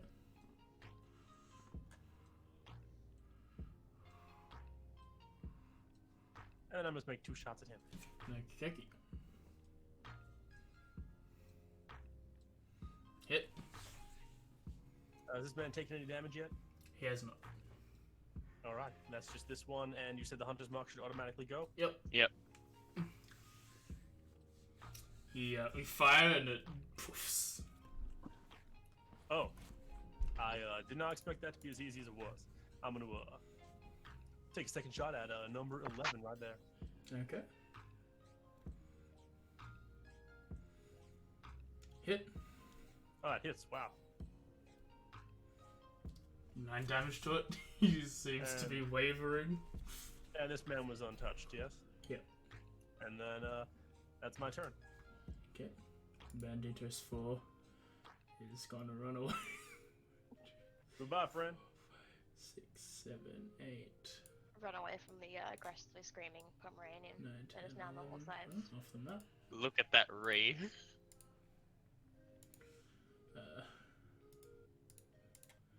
Skull. Hang on, I'm just counting. Alright, first things first, I'm going to turn to asshole number 6 and say, you do not get to regret the decisions you have made, and I'm going to cast Tasha's Mind Whip at him. Okay. He fails. And he fails, so he takes 3d6 of these. Yep. He turns into smoke and disappears as... let me quickly just read the effect, because it's a new spell. He can either take a movement, an action, or a bonus action on his next turn. Too bad. Only dead. one. You Yeah, too bad he is dead. physically lash out. Yeah, so you do a large, like, ephemeral whip appears in your hand as you grab it, wraps around him, and you pull, and he just poofs as you do so. Alright, and as for my bonus action, how far away would be that guy that ran just in the top left-hand corner there? I got close, but his count is not there to 120 feet. He was just off the map. So yeah, you can probably hit him. Just roll the save, Cool. and I'll see if it saves or not. He's still on the combat tracker? No, just Yes. roll it into the. Oh, I'll roll it. That's how Yeah, I'm just supposed a to do it. DC of 16. What's the save? Dex. Yeah, no. Right, roll damage. Right, yeah, you hit, he's still up. Because he should have gone before, you guys see the Banditos captain. He seems to, like, glow a little. He's back on his feet and he disengages and runs north. Well, he dashes and runs north because no one's near him. And he's off the map as well. You know, I was hoping to ask that man a few questions, but I guess not. Nazuma is going to 1, 2, 3, 4, 5, 6, and will smack him with a rapier.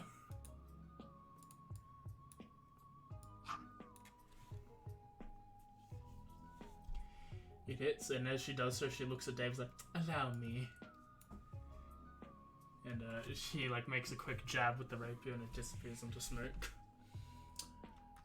For all intents and purposes, combat seems to be over. With combat over, Fluffy will run up behind Nazuma and hug her, yelling, "Fluffy, protect friend!"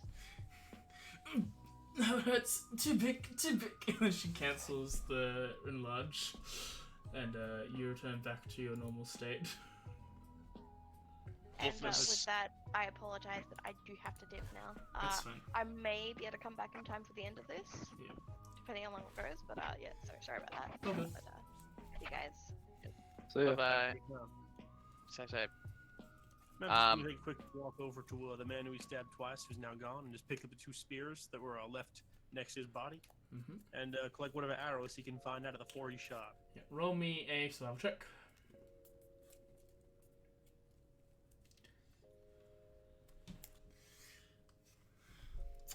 11. You find 3 of them. One seems to be too broken to use. It happens. Buffus will that cold, like, murderous intent is just gone as soon as combat's over, and he's back to his normal stupid self. Walks up to Skull, who is presumably smaller than him. Reaches out his gloved metal hand and gives him head scritches, healing him for about 15 points of damage as I lay on hands. he begrudgingly accepts it, not wanting to be treated like a child, but understands that Thanks for the raises, is very conflicted, to say the least. You is good boy. Well, that wasn't very particularly nice. Nazuma walks to the middle of you all and says, Well, like I said, this is probably one hell of a trial, given they used only 2 actual men. The rest of them were all just some kind of clonesy ones. Tricksy business. Seems something like more that you or Bookhead over there would do. Well, that's not my forte, but I do see why you would think that. Yes, it didn't seem like... It didn't seem like to be after anything in particular. No, I feel like this was the kind of thing where they were just checking to see how well we work as a team or some such like that. Indeed I am. I would not be surprised if we managed to capture one of those 2 big guys and take off that mask they were wearing. We'd recognize one of the Shogun's men. Or hey, maybe even one of your men. I nod over to Dave there. Maybe. Dave, that is like the sort of garb that you officially wear when you're not doing stuff like for your own purposes. That is what you'd wear. It's up to you if you want to reveal that information or not. So stay quiet there.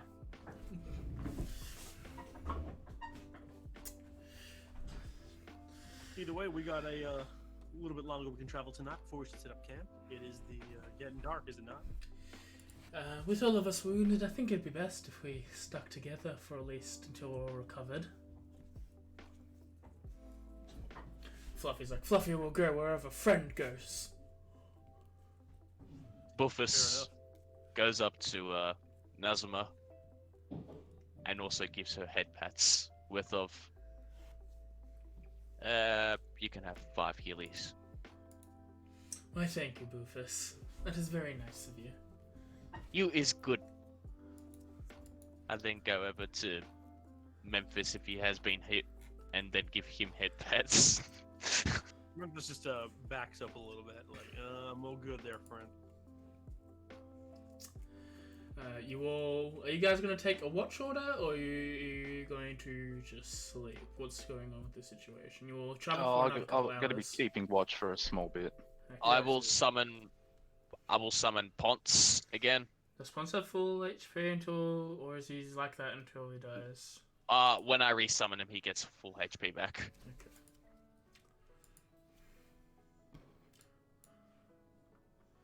Even with Ponce there, I'm still going to stay up for at least one of the night watches that night.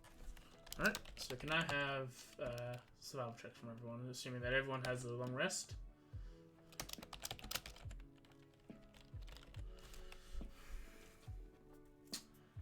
Okay, get me one for Fluffy, and then one for Nazuma. And with this rest, I think we'll transition into... no one seems to say anything in the night. And so with this rest, I think we'll transition into our break period. So feel free to go to the toilet, go get some food, while we go on the break. I'll stay here for a bit before I need to go. I'll wait for someone else to come back. But how's everyone like the Canis? Is anyone finding anything a little like anything underpowered, anything too weak, anything like that? Or has it all been good so far? Things actually been above board for me. I haven't encountered anything that uses the Karna's ability, God. unless that's what gives me the... Hang on, let me check something. Don't mind me for I a can minute. just say, AJ, there's something we probably need to change for the keen smell written there, because it gives me advantage on all perception instead of just ones based on Oh, sight. that's just me forgetting to switch it off. Yeah. Yeah, that's just me. But yeah.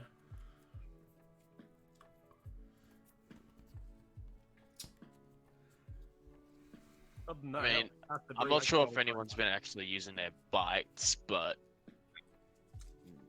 But what turtle uses its claws? Like, it's the same principle. When you A don't monk. have any weapons. Yeah, honestly, a monk could use that bite attack pretty well, I think. yeah. Couldn't imagine the bite attack at scale. It really depends how you put it. Like, for me, I think of it like how if you have a what the damn those cat things called, tabaxi. You get a tabaxi Yeah. monk, their claw attack would probably scale with a punch attack because hell, it's still using your fist, isn't it? Don't really Yeah. know how a bite would work with that though.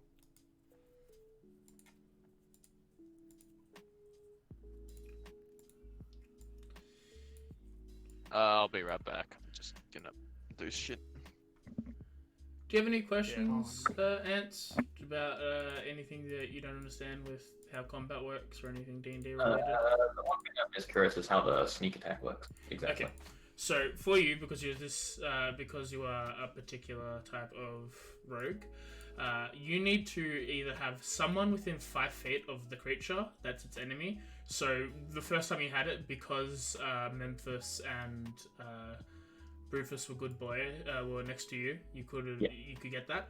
Or you need to have advantage on the attack. So you could be hidden. You could be flanking someone, putting you in a better position. Anything that gives you advantage, you have the ability to use your sneak attack. And then with your surgical gouge, instead of sneak attacking, you replace that sneak attack with your surgical gouge stuff. Alright. And you get That one makes sense. per round. One sneak attack per round. Okay. Yeah. So, this Good fight... basic tip.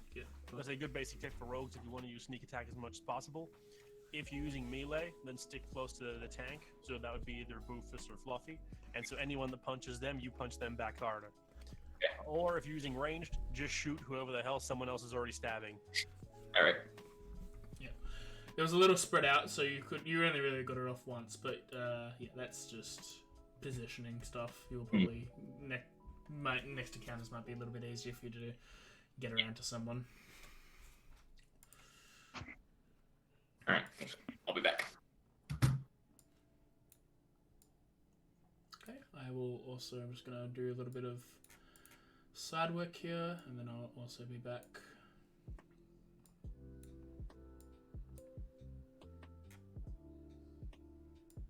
Can you check to see if I did my holy smack is right? With typing. Just trying to see who I'm missing real quick. You're missing you. Okay. Rufus. Fine, smite. Okay. Damage to you, to the radiant. If type undead bracket hand. Yeah, should work like that. Yeah. Cool. I'm quickly also going to go toilet, and by the time everyone comes back, we'll get into the next part, second half of the game. Nice.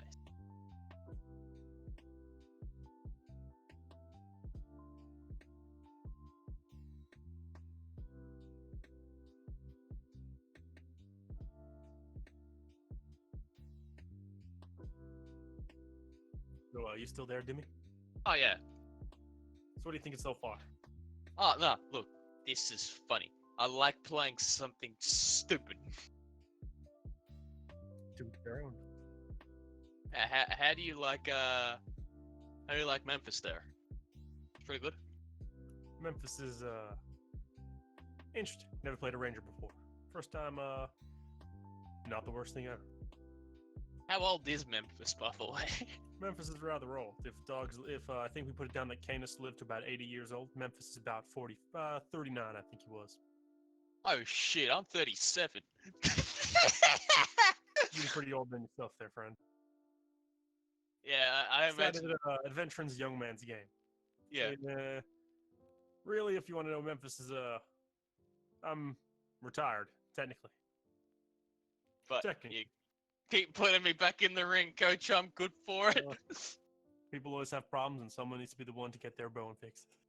Ah, yeah, that's fair enough.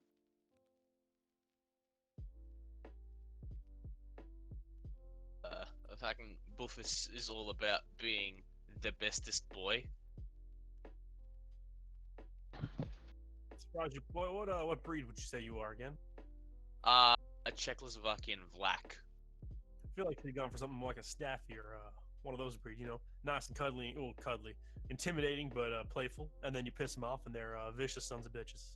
Yeah, I mean, they're also kind of playful. They're a German Shepherd mixed with a Grey Wolf. That's fair. German Shepherds are known for their aggressive streak. Yeah, that's pretty fair. I was trying to go for the original picture I sent to AJ for it was basically Sif. I remember. But you he's told like, me, though. no.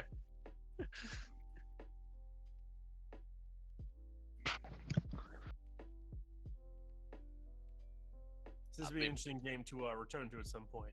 Yeah, Yeah, what are you thinking about our journey here? Thinking I'm pretty. I think I got that pretty.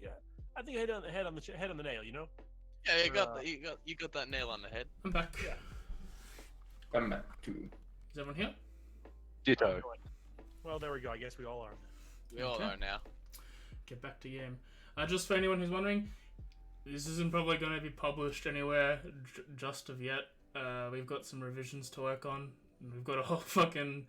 While making this thing, me and Darian came up with another like secret rare race and a couple of feats, and yeah. So for now, Sure, if we do release Canis Online, it's going to be properly fitted out with racial feats and subvariants and lots of other fun things to play with if we can. yeah. So for now, we're in testing. This is like Alpha 1.0. But yeah, hopefully everyone's having fun with the dog people. At one point, I'm not gonna name any names, but someone here thought they were actual dogs. That's That the was dog, me. The dog people. I was gonna let you off the hook, but you just jump fucking right onto that shit. Alright, get back in the game then. So you guys spend your rest. You spend the next day resting and waking up around mid-morning again. You're all fine, you're all not wounded. Is anyone going to try and sneak off ahead of everyone, or... No, Memphis is going to wait around for everyone to wake up, see if anyone's going to try and walk off on their own, because he's already made it pretty clear that he thinks this whole thing itself is a trial on how we work together as a group. Bullfist will wake up and because he and Ponce, they kind of like sleep in like a nice big pile. Bullfist will start praying to Avarin, while Ponce will keep watch and notify me if anybody leaves. Okay. Everyone roll me survival then. Just a general not getting lost travel experience then. If you want to elect someone, or just let Memphis with the nat 20 lead anyone, you can. I think that's what's going to I happen. elect Memphis. Listen, it's a natural inclination to want to follow us trackers. Skull and- you should always understand that my niece will be the best Shogun we could possibly get.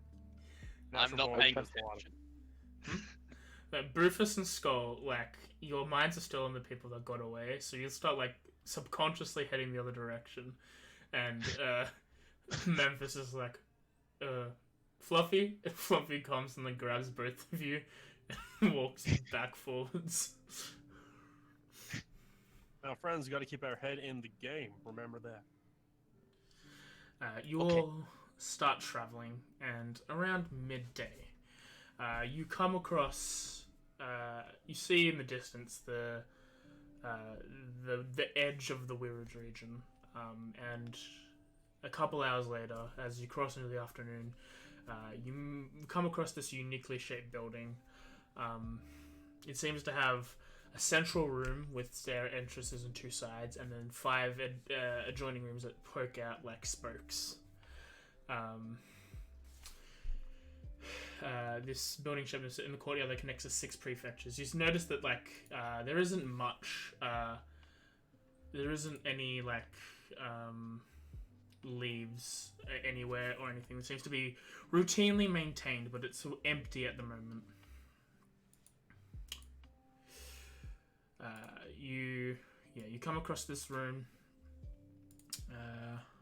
Looks like there are 2 plaques there in the middle right there. You step up to the rich wooden steps that seem to have been maintained since they were built. Entering the building, the enchanted balls of light hover in the room. Laying above a raised platform in the center room is a sword. The sword has designs of the past, an intricate moon-like pattern across the blade itself, which follows down to an embossed brass handguard. The blackwood handle it is made of is wrapped within a darker shark skin with a white fabric to make the tsuka ito. Another brass piece ends the sword in its entirety, and the sheath lays beside the weapon.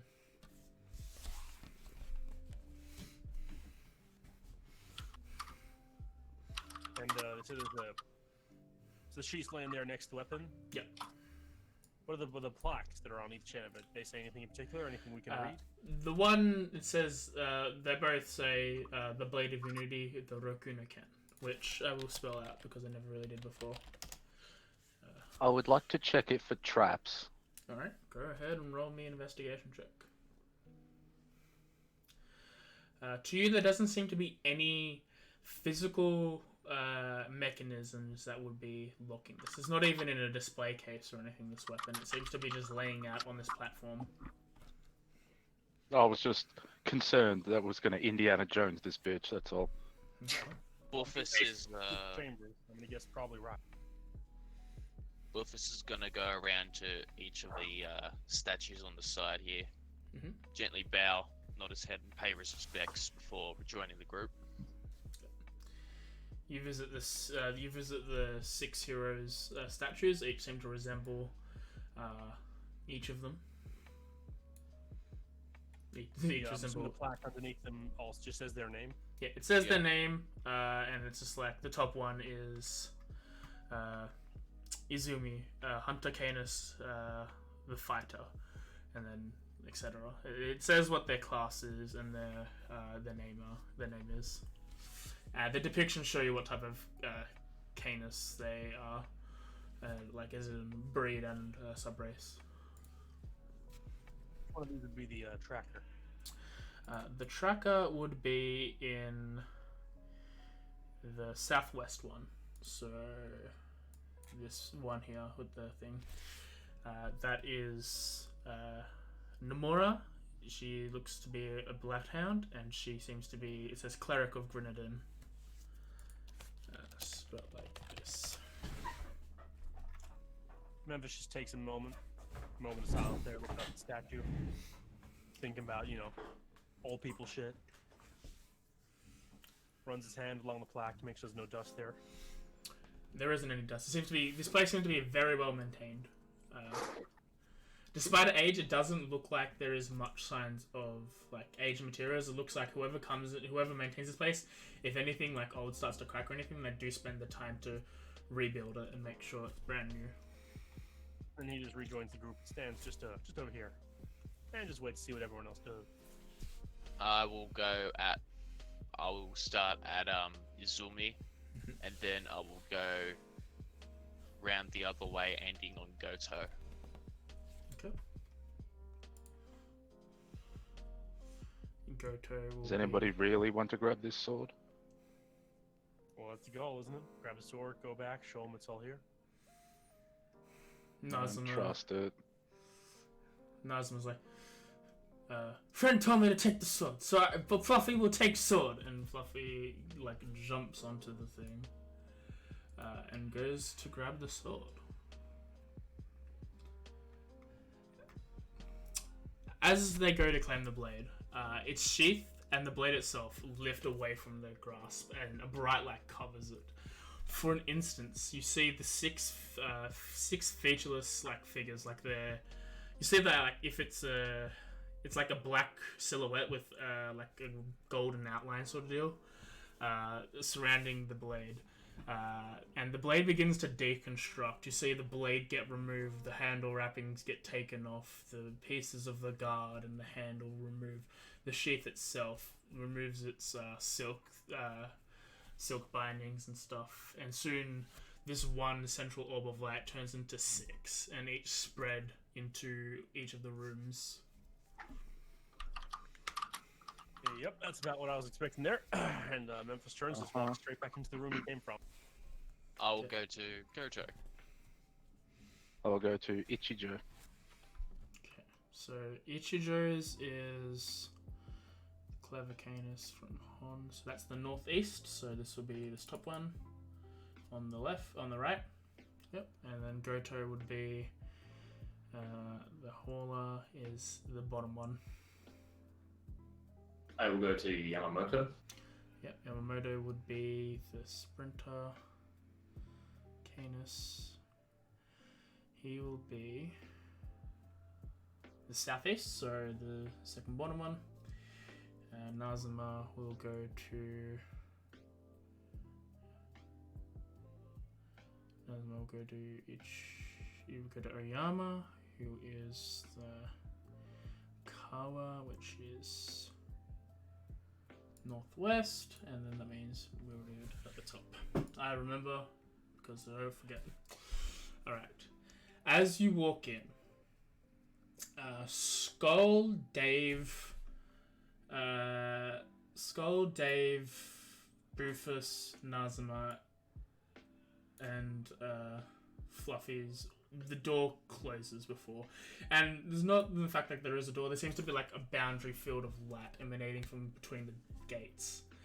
The only one that doesn't seem to have this is Nomura's room.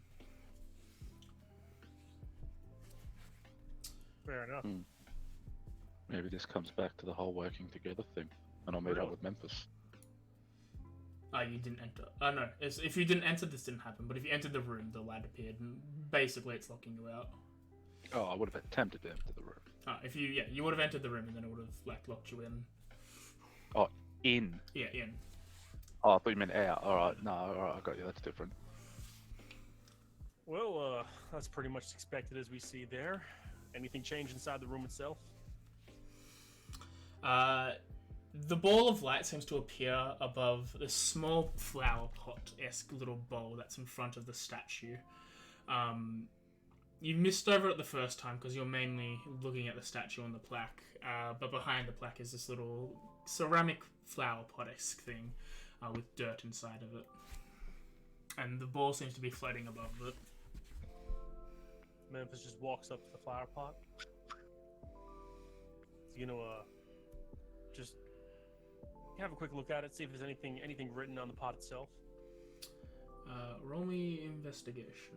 No, investigation. You see the symbol of Grenadine, which is... Let me open up my Pantheon document, because I have too many documents. Especially for this series.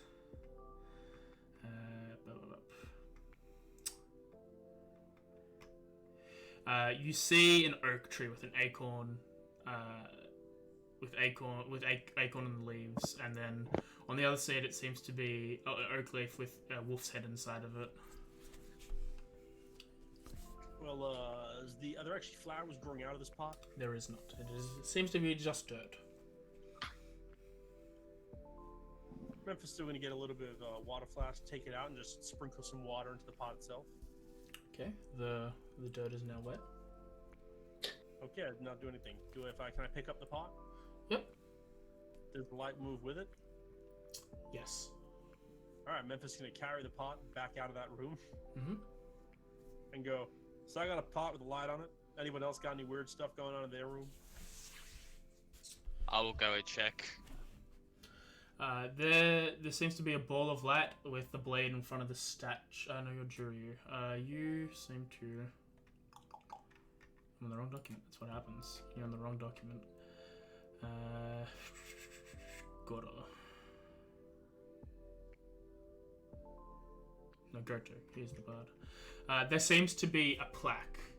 No, not a plaque. There seems to be ephemeral words appearing, ethereal words. And there seems to be a small passphrase on there.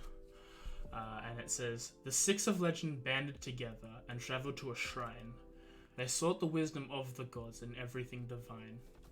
The blade to the gods was not for naught, and each was given a tool. They took to arms and warred and fought, and no one died a fool. What did they receive? What did they each receive?" I'll copy that in.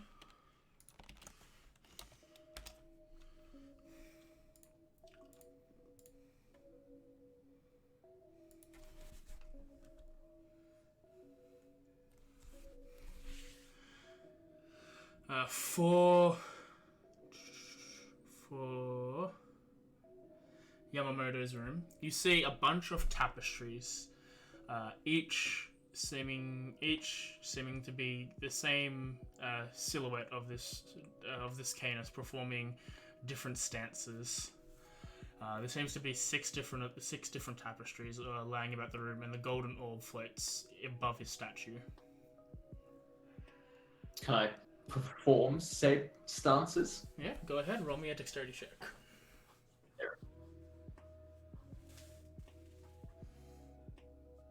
Okay, it takes you a bit to successfully do so, but after maybe 10-15 minutes of you getting your physical positions correct, you perform one of the stances. The tapestry glows bright. the ball of light that contains this piece also glows bright, and down falls what looks like the wrappings of the blade. Not the wrappings of the blade.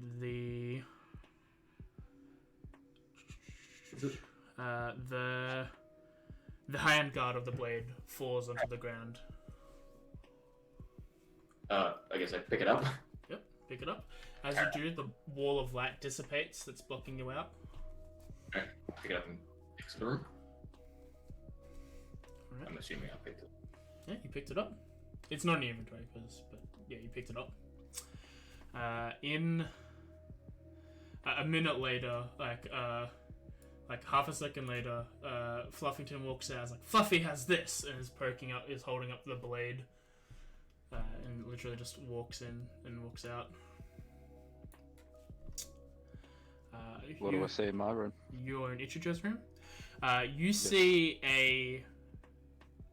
you see the sword's habaki, the little brass part that stops it from, that allows it to sheath properly.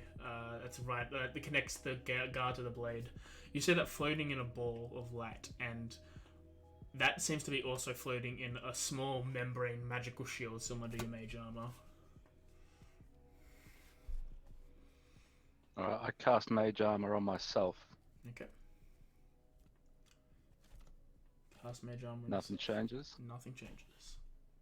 Cool. I cast Counterspell on it. You cast Counterspell. As your effect seems to start to work, but then you, before you realize that, you know that Counterspell works with immediate magic, stopping it from happening. Magic. I was trying to make the connection with the fact that it's an Abjuration spell, and it was an Abjuration wizard. Yeah, that works. You make the connection that it's an Abjuration spell and it's an Abjuration wizard, Okay. but the Counterspell doesn't seem to work on this particular thing. So I lose a spell slot? Yes, and the one for mage armor. Yeah, I already did that. Ball within a ball. Can you touch it? Alright, I'll touch the ball then. You can touch the ball. You pick it up. It's like a football. It's got this but it's got this shield. You know how when you touch those Newton orbs or TVs, your hands get all tingly? It's like that. Oh, static. Yeah, it's like there's this static field. It's not hurting you or anything, but it's feeling funny in your hands as you hold the ball. But this force field seems to be up still. And Memphis is gonna quickly reach inside, just put his hand inside the pot of dirt, see if there's anything inside of it. There's That's nothing not an inside idea. the dirt, no. Well, I got a fistful of dirt now. Good for me. Put that in my pocket. No, I have dirt in my pocket. Why did I do this? I'm gonna leave the dirt in the pot. Thank you very much. Can I Misty step out of the room? Go ahead. Yeah, you Misty step out of the room. The wall fades once more. And I've still got the ball in my hand? Yep. All right, so we got what? Guard, blade, pot of dirt. What do you have again, Dave? It was a handguard, wasn't it? Handguard. We got pot of dirt, handguard. Guard the pot connects to the handguard. And blade. This is weird. I don't know what the pot of dirt's for. We stick it all in the I dirt. think Buffus need help. Buffus goes up to Edge. Buffus got a riddle. I think Buffus got the enchantment, but Buffus don't know what that is. Is riddle. I repeat, I will come riddle. over to it intrigued by the riddle. This is the below one. Yeah. Yeah, that's where I went. Absolutely. Yeah, sure, why not? What's the riddle say there, friend? The six of legend banded together and traveled to a shrine. They sought the wisdom of the gods and everything divine. The plea to the gods was not for naught, and each was given a tool. They took to arms and warred and fought, and no one died a fool. What did they each receive? Wisdom. That's what they sought, right? Assume that's what they got. Enlightenment. And that's pretty much the same thing as wisdom, isn't it? It might be a technicality. I don't know go how over these to things work. text and I write friendship. what happens. What if like, Wisdom? this is one of those really blatant, basic things where the answer is sword? They were given a tool was a sword. They were each given a piece to make the sword so they can help defeat their own enemy. When you say sword, the ball falls, and I am. The ball falls like in his room or yeah, in mine his the room, dirt? and you get the scabbard. I am thoroughly disappointed by that answer. I go you and out me with the both. scabbard. Okay. So, scabbard. What's in your room? Dirt. Minerals and... I think you might have got the handle. We got most of it. We just need Nazuma here to come out and figure out. Have you figured yours out, Net? Your ball of light is still floating above the flower pot. Yeah, I know. Okay. I have not figured out what to do with this flower pot.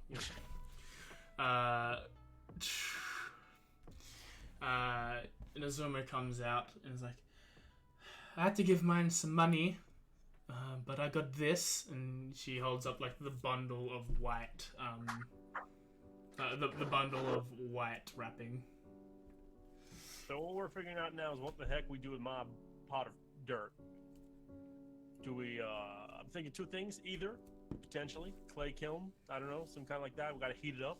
Either that or we just pray to the gods. So, he puts down the pot and just kneels down in front of it and does a quick prayer to the god in question.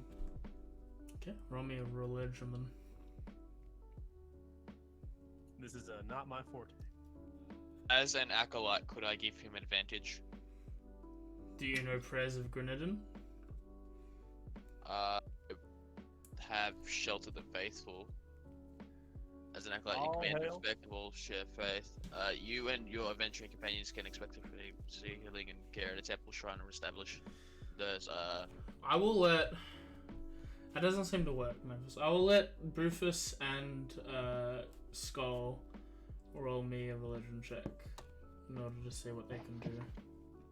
I'm a man of nature, not a man of the divine. I do not know what this is. Ooh, a 15. And a nat 20. Not 20.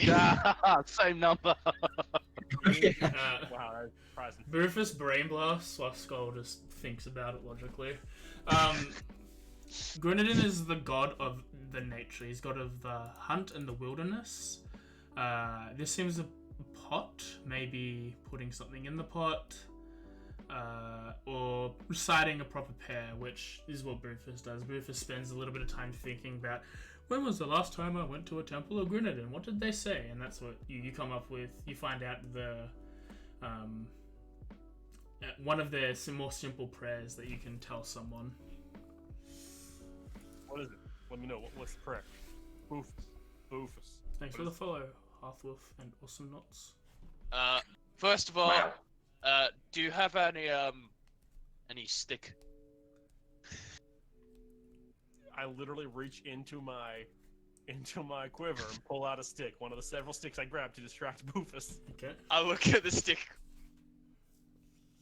I attempt not to chew on stick, and I put it in the pot, I stick and then I stick in begin the pot. prayer. And I ask Memphis to, I repeat everything he says just in case. yeah. As you do, the stick turns small and writhes a little in the pot. It's small. It forms a small bonsai tree, like the one you met in the middle. And when it does, it's like a small bonsai tree of the sakura cherry blossom tree that was in the middle of the Weirwood amphitheater. And it starts to drip these little pink petals. And as you do, the handle of the sword falls down. I grab it. I go, all right, I think we got everything then. So I guess we just want to assemble it back in the middle. Seems as good a plan as any. Well, I got the handle. Who's got the everything else? It's split among us. Yeah, let's So we got- so you all put the pieces on there, and you see that the 5 pieces that you guys have, and then the ball of the abjuration ball of magic seems to appear. Is still containing the ball of light that's encompassing the part that Skull has. Oh, I haven't fixed. Oh, okay. All right, you haven't figured yours out yet, Skull. Skull, what was your one again? It was just a ball that was shrouded in abjuration magic. Did you try and dispel it? Don't have that spell. I do. She casts Dispel Magic, and the shield fails. How am I supposed to do that if I don't have the materials to do as which that is that action? You could just What? rest it for the night. Do you have the spell in your repertoire? No. Well, maybe you could use, I don't know, maybe if you casted the mage armor on the thing, it would cancel. Oh, I don't know, man. Magic is your thing, not mine. I just throw arrows. Except I want to do Yeah. magic. I know very little magic. That magic is about arrows and more things about arrows. Arrow Mine's magic. about healing and hitting things harder and making things hit me. And also Ponce. I pet Ponce. As Ponce isn't in the room. He doesn't Oh. fit through the door. Well, We'll place our items in the center. Yep. As you place all the items, the weapons glow once again, and the Roku no Ken is once again formed in its glory. Memphis reaches out and tries to grab it this time. Alright, you grab it. Well, hot damn. There we go. 1 second. I'll let you read this. It's in your inventory. For the purpose of this, it is awakened. As you do, the 6 figures once again appear, and they all form into one being that looks like Izumi's form. The sword immediately attunes to you, Memphis. And as Alright, you I do, was not the right guy to grab this. oh, hold on. And as you do, the form of Izumi appears with a similar Roku no Ken in his hand in the center of the room, and he bows to all of you before drawing it, and I appreciate it. it turns into an attacking phase. So I'll have everyone roll me initiative. is it a strength weapon? It's finesse. Ah, okay. It's I'll versatile take that. finesse. I could actually use it pretty effectively. It's a martial weapon, which I am good at. I take it's enchanted. I appreciate the fact that I'm attacking last again. You kinda, yeah. Roll 2 11s. Hey! Right. Start combat off with Nazuma. It's like, well then, if this trial seems to still be going then. And she will do the same thing. She'll go over to Fluffy and cast Enlarge. Fluffy get big. Let me just make sure they're in lines. Okay. Alright, Memphis' turn. Okay, Memphis is gonna draw Roku no Ken. Yep, you draw the blade. Wouldn't Bufus have gone before us? No, it's a really never mind. For some reason, I thought his 23 was a check. Yeah, I draw the blade. I'm going to step up onto the platform, facing the ghost with the sword. And I'm assuming it faces towards me. Yep. First thing I guess I'm going to do is I'm going to use my bonus action to cast Hunter's Mark on this friend right here. Okay.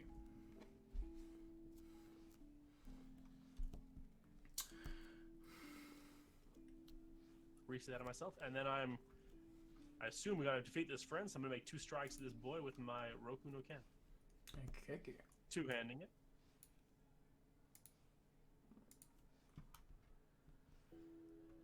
You hit.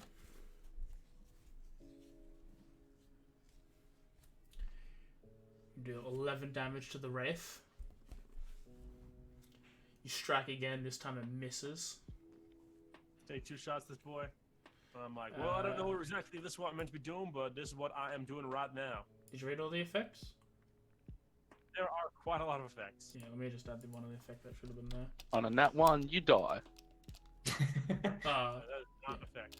For the So fit. you get a +2 to attacks, I believe. Yep. I can apply a shield as a reaction to an ally. I gain increase to damage by dice based on the number of different races around me, up to a +5. Yeah, this will. That's Cool. for this fight. This will be the +5 because even though you know different races, it's sort of unity. So That would make the initial damage +8, so that would mean 16.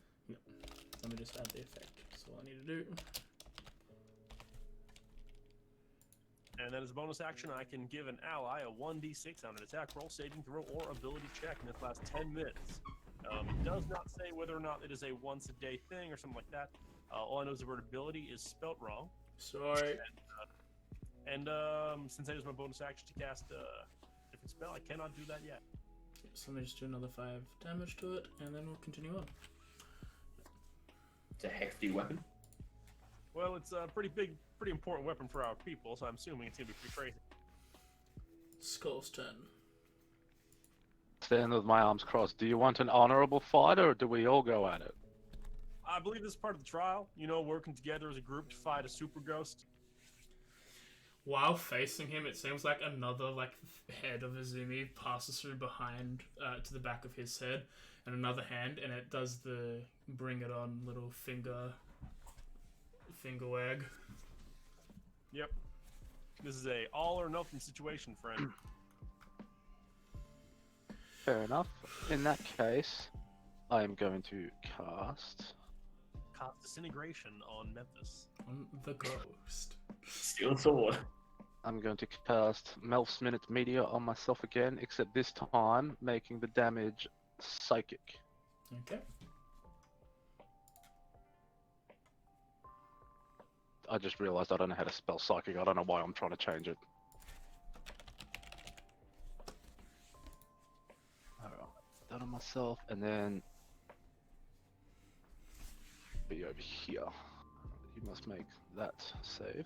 Fails. Take that much. Takes They've 8 obviously damage. angled it more towards me so it wouldn't hit Memphis in the 5-foot square. Yep. That'll be my turn for now. Rufus, the good boy. Bufus will, as an action, grab out his great sword, throw it up in the air. His hands glow up with radiant energy, catches it both, and will cast Channel Divinity Sacred Weapon. Okay. And he will then, as a bonus action, Divine Favor said weapon. Okay. And that'll be my turn. Alright. As I move into engage. Actually, I will move in close to Rufus. Yep. I can use a sneak attack here, can't I? Yep. If you hit, you Yeah. can do sneak attack. Does surgical gouging work on a ghost? I don't think so. Let me have a look. Let's see if there's any rules about it. You can make a ghost bleed. When you make attack, normally add you may at least 15 times.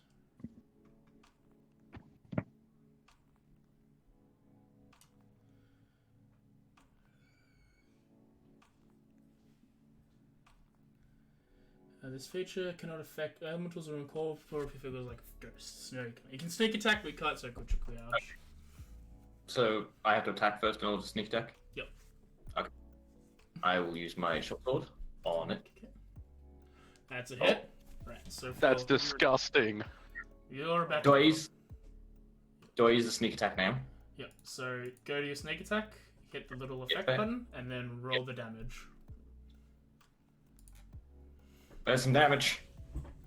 You do some damage, you stab into it. It's a detention, even though it's got this second head, like, trying to get Skull to fight, which he does. It seems distracted as you go in, you slice quickly. It doesn't do as much damage as you think, as it is a ghost, and the blade goes through it without damaging half of its form. But it is shocked and does take some damage from the weapon. Okay. You can go into your second attack now. Now, because you use sneak attack, you can't do it again for the rest of the round. Can I follow up with the dagger? Yep. I will follow up with dagger. You hit. Do 2 damage. Okay. Fluffy Fluffington will rage. because why not? And she'll jump up, and she will go for a smack on the big boy. Boom. Hit, and I'll go for the second one. Crit. I feel like this ghost is gonna have a bad time right now. She slams it down. It doesn't seem to do as much damage as she thinks. As she goes in for the second strike, it does a little more damage, but still, it doesn't do as much as she thinks it's going to do. The Roku no Ken Wraith looks at everyone, nods, and then it pulls out its ephemeral blade and then stabs it into its own heart. And then, outside the wound on the other side,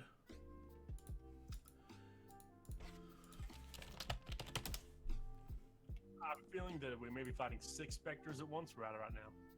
Yeah, I can't do that.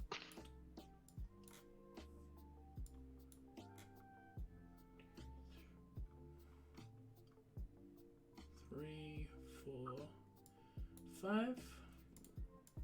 Quick question: would I see this as a spell? No. Seems to be in effect. Fine, I don't have any 3rd level spell slots anyway. I was just asking. You could just Arcane Recovery and get it back.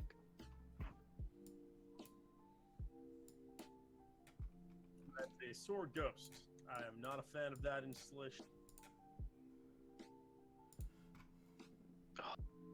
That is 2 sword ghosts.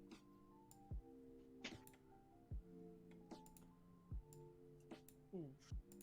3, 4. It rolled 4 exactly, and it gets 1d4 plus 1.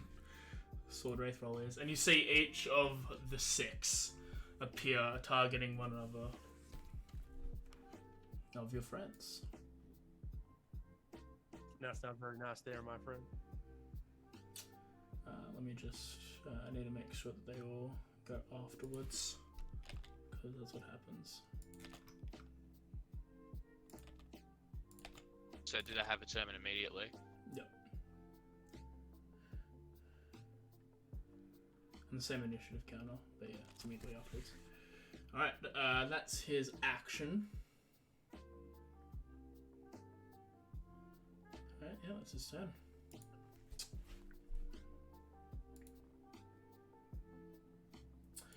This one in front of Bufus will go. He will then strike at Bufus at the back. Two hands of sword and hits. As a bonus. Bufus, what's your quick question, Bufus? What's your armor class? 19. I'm going to use my reaction to give Bufus +2 to his armor class. It still hits. God damn it. You give let me give the effect there, because that lasts until the end of his turn. Start of his next turn.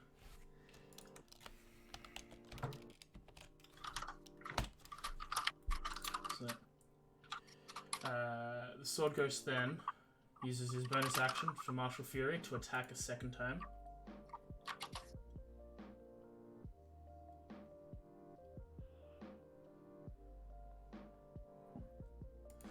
But he does have advantage against him for doing so. Bam. Misses the second time, but let me just get a Grant AVDK working on this side. Grant ADV ATK. 1 round. Okay. Sword Ghost 2 does the same thing against Dave. Hits the first. Shouldn't have advantage. Let me take that back. He dropped the first one, which is a 6. So he misses. And he goes on for a second attack. That hit himself. That's silly. Even though it was a crit, that was silly. Misses. Alright. But he seems to be able to be hit longer. His form seems to be more corporeal at the moment, allowing people to hit better. So, just see where I put it. Third one goes against Fluffy. Same thing. Should have advantage, so let's double check. Yep, hits. Do 2 damage to Fluffy. Goes for the second hit. Darian, who you talking to, buddy? What are we talking about? Is it you that's typing? No, I'm push talk, friend. Yeah.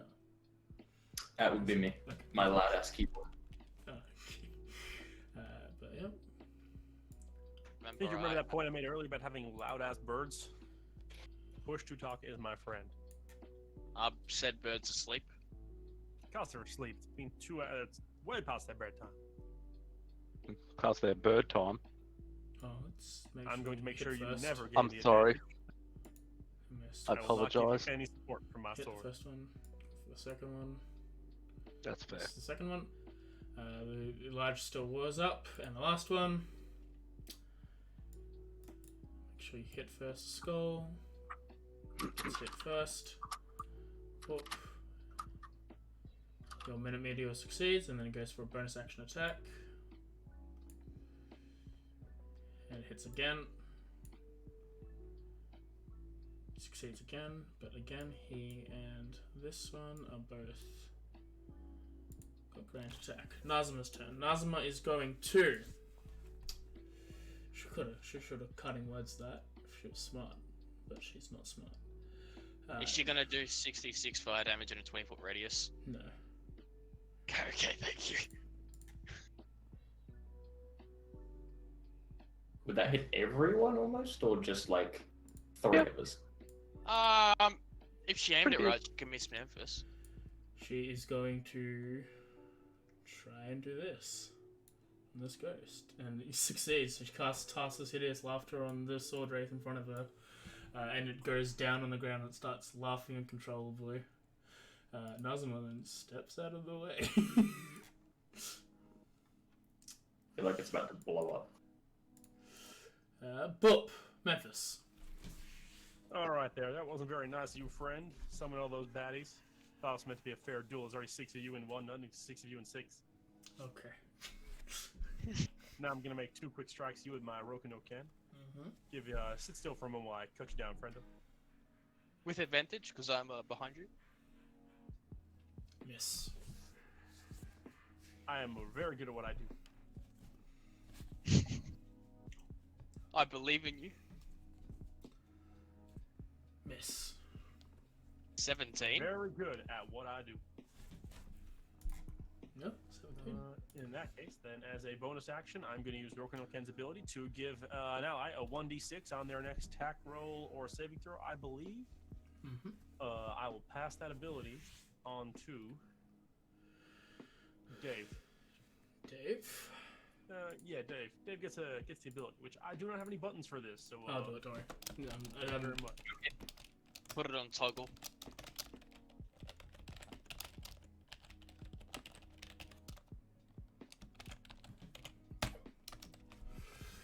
Next is Skull's turn. I will.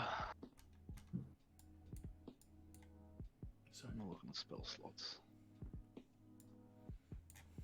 you used 2 first levels before, right? Well, 1/3 and 1 first. I'm down 2/3 and 1 first. Okay. It's like a you problem. It is a me problem because I don't want to be here anymore. But if Misty I step. move, I'm dead. Yeah, but what I'm gonna have to do? All right. I cast Misty Step and I go 10, dude. Hang on. 20. Can't count. 5, 10, 15, 20, 25. Dude, I don't want to be there either. All these places fucking suck.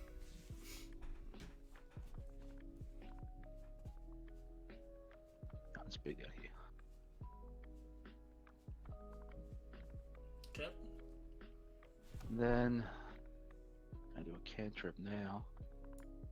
Cast Mind Sliver at Roku no Ken. Okay.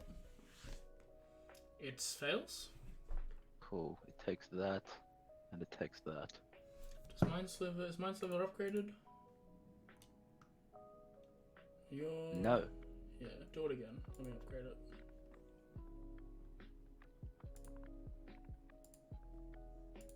You see, I just auto upgraded my cantrips.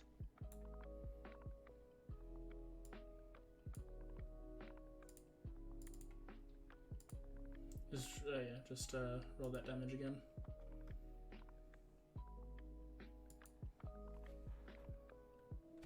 Okay. That'll be my turn for now. Yep, Rufus's turn. Rufus does not like being flanked. However, Rufus, seeing the advantage of Sword Ghost 1, he will go and give it a great sword smack. Hit. I'm a pumper smite. Okay.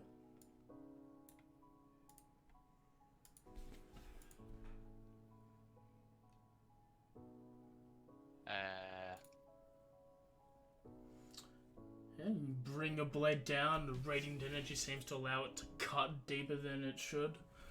Oh, wait. Did it only just do 1d4? Or 1d8? Because it should be 3.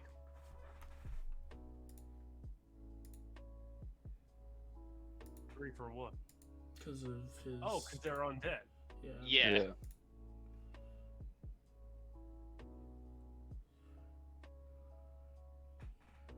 Oh, because you had your... It did the other one, but it didn't do the first one. Because your first one is got a colon instead of a semicolon to close it. Okay. So it did the if one, but it didn't do the front one. Ah, okay. So I'll just roll Yeah, just two roll more radiant. Just roll me 2 more d8s. 15.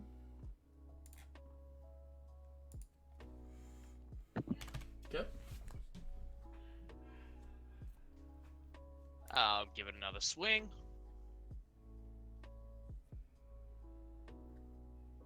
Yeah. Jesus. Are you gonna pump a smite into that one while you're at it? I mean, I'm just gonna apologize for my friends about to do to you and Mr. Ghost number 1. I'm sorry for you. Everything's about to happen to you. Good afternoon. It's dead. As you swing the blade down, it erupts in radiant light, and the spirit flies back into the Roku no Ken sword, the ghost one. I turn to face Roku no Ken, and I'm like, I'm sorry. Oh But, my Shinderu. Yeah. That is my turn. Dave. Crazy damage. I'm gonna throw daggers because I feel like they just go straight through. Guess I'm just gonna attack the sword ghost directly behind me. Okay. So I'll turn to face it and hit it with my short sword. You hit, so you can sneak attack because you have advantage. Oh, do I? Okay. Yeah, because he did a thing that made you hit with advantage next time. Okay, so I can use my sneak attack. Yep. Alright. Sneak attack this guy. And do. Do 12 damage, reduced to 6 as it is a ghost. You can follow up And with your... I'll follow up with that. Yeah. Oh.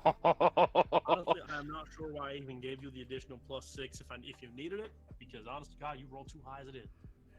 I guess I'll stab the ghost. Yeah, you stab the ghost again. You full damage. Just okay, this is a little. I mean, I should have told you this before, but this is a rogue thing. Because you can just choose to do sneak attack whenever. You should do it on your second hit or your last hit, just in case you crit like that before. Yeah. There wouldn't have been much of a difference because you rolled d4s for your normal damage and then d6s on top. But yeah, because your sneak attack also double and die when you crit. Okay. So just that's a little thing I forgot to tell because I'm silly. But Fluffy's turn. Fluffy is annoyed. Fluffy's gonna turn I'll go around back. and beat up this See guy. what's something. Got attacks. Fluffy also. Fuck me. What is? Did you crit? Yep. That looked like a crit to me. Goes for the second attack. Misses. That's what, 3 crits this round? The There's Roku, too many crits. Too many.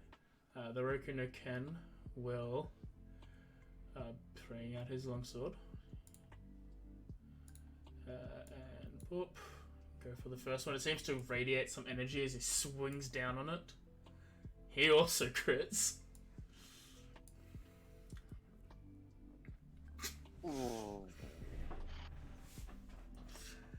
As he does, it seems to gather this wraith-like being as it swings down, slams it into Memphis. Memphis goes down, Ow. That was taking painful. 37 damage with that hit. That was exactly. You're not dying. I was about he did literally my maximum health and damage to the exact number. He then turns to face Bufus, who's like, he also does like, oh, I'm sorry, and then swings his thing down on Bufus, and it misses, I believe. Yeah. Sword goes 2. Is he gonna go hit Dave? Hit. Whoop. He's gonna do the second one. Hit. And then he also does his thing, so gets that. Sword goes 3. He's gonna hit Fluffy. And hit. And do it. So also gonna do its bonus action. Miss. Sword goes 4. It has to remake the save. Tasha's Hideous Laughter. Great spell. If you're playing a bard and don't know about Tasha's Hideous Laughter, it is literally a I don't need to worry about this person for a little bit spell. Even if that little bit is 1 round like this, but still. That's its turn. Sawghost 5 is going to seemingly like I'm not saying what's going. 1, 2, 3, 4, 5. Gonna go over there. Gonna hit with his longsword. Miss. Gonna go for a second attack. Miss. Against the armor of Bufus. And it's Nazima's turn. Nazima is going to go over here. He's going to pump a 3rd level Cure Wounds into you, Memphis. Thank you very much. Whoop, you heal 10. Not a That's very the effective 3rd level, but hey, you take what you get. Skull's 10. No, Memphis' turn. Thank you very much. Sword Ghost number 2. He was hurt, was he not? Yes. And I'm going to take a step down here to the south.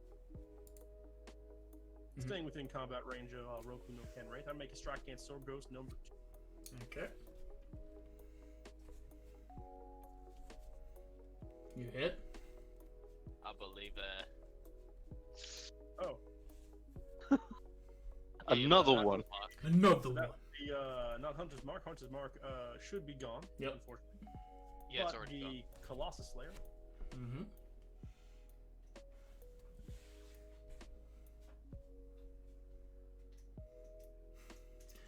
You slam the blade and it cleaves through the ghost. It fades again and throws into the Roku no Ken, the sword, not the spirit of the sword ghost. And that was 1.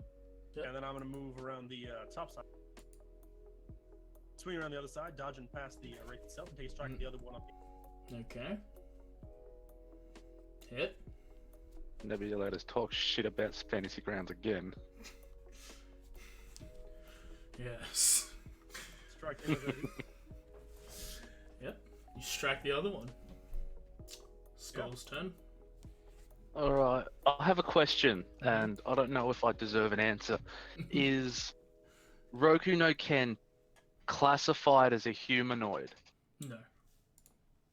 Is undead. I'm not supposed to tell that. He's just not a humanoid. I shouldn't even say that, to be honest, but that'll be nice. Oh, I can burn the spell anyway. No, if you want to, like, I think you're smart enough to infer that it's a ghost, so you assume it's undead. I don't need to Cool. Especially with your 28, you should be smart enough to be like, that's a ghost. My whole thing was I was wondering if I could use whole person. Just all crits. But no. Alright. In that case. There should be a spell we should make Darian hold ghost. That's you hold ghost. Yes. I like how they added a bunch of new conjuration spells. I will cast Tasha's Mind Whip again on this nerd. Please fail. He succeeds. Fuck you. He should have a minus 1d4 to that as well. From Mind Sliver. What's your What I saving did throw? my last turn. My saving throw is 16. Wait 1 second about Mind Sliver. Quick look. Because is it like Vicious Mockery and it's the first one? Then it might have been expended already. For the It next cantrip. saving throw, yeah. It probably expended it already. I didn't see any saving throws being made. Nobody's cast anything at him. I'm trying to think. I mean, I'll scroll up my chat log to have a look.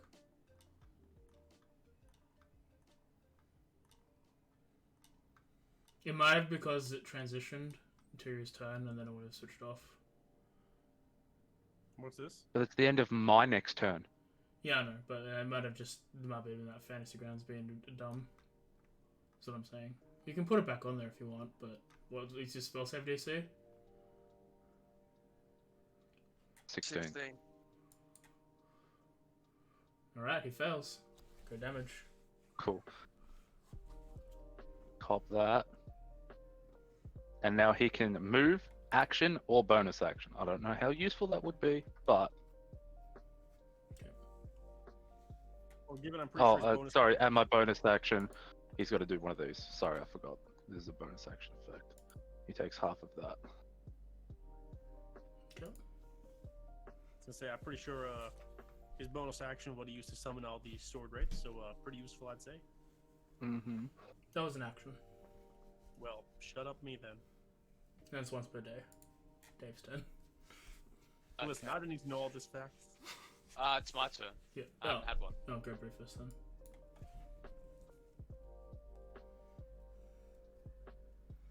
One And- second, Dave. I'll be right back. I move. I will take the attack of opportunity.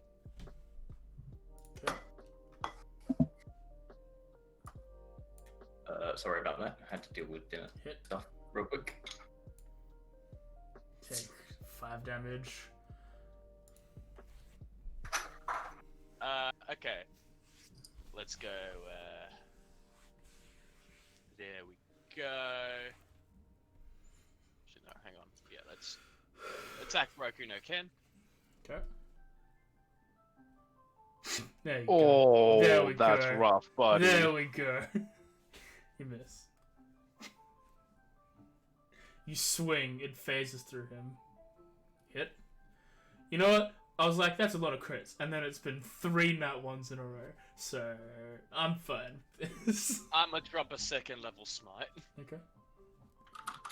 That's fine. It's been like, what, 20 critical hits your side to like their 1 hit. You do some damage. That's kind of the entire point of paladins, though. It is the Stupidly point. good burst damage. Against undead.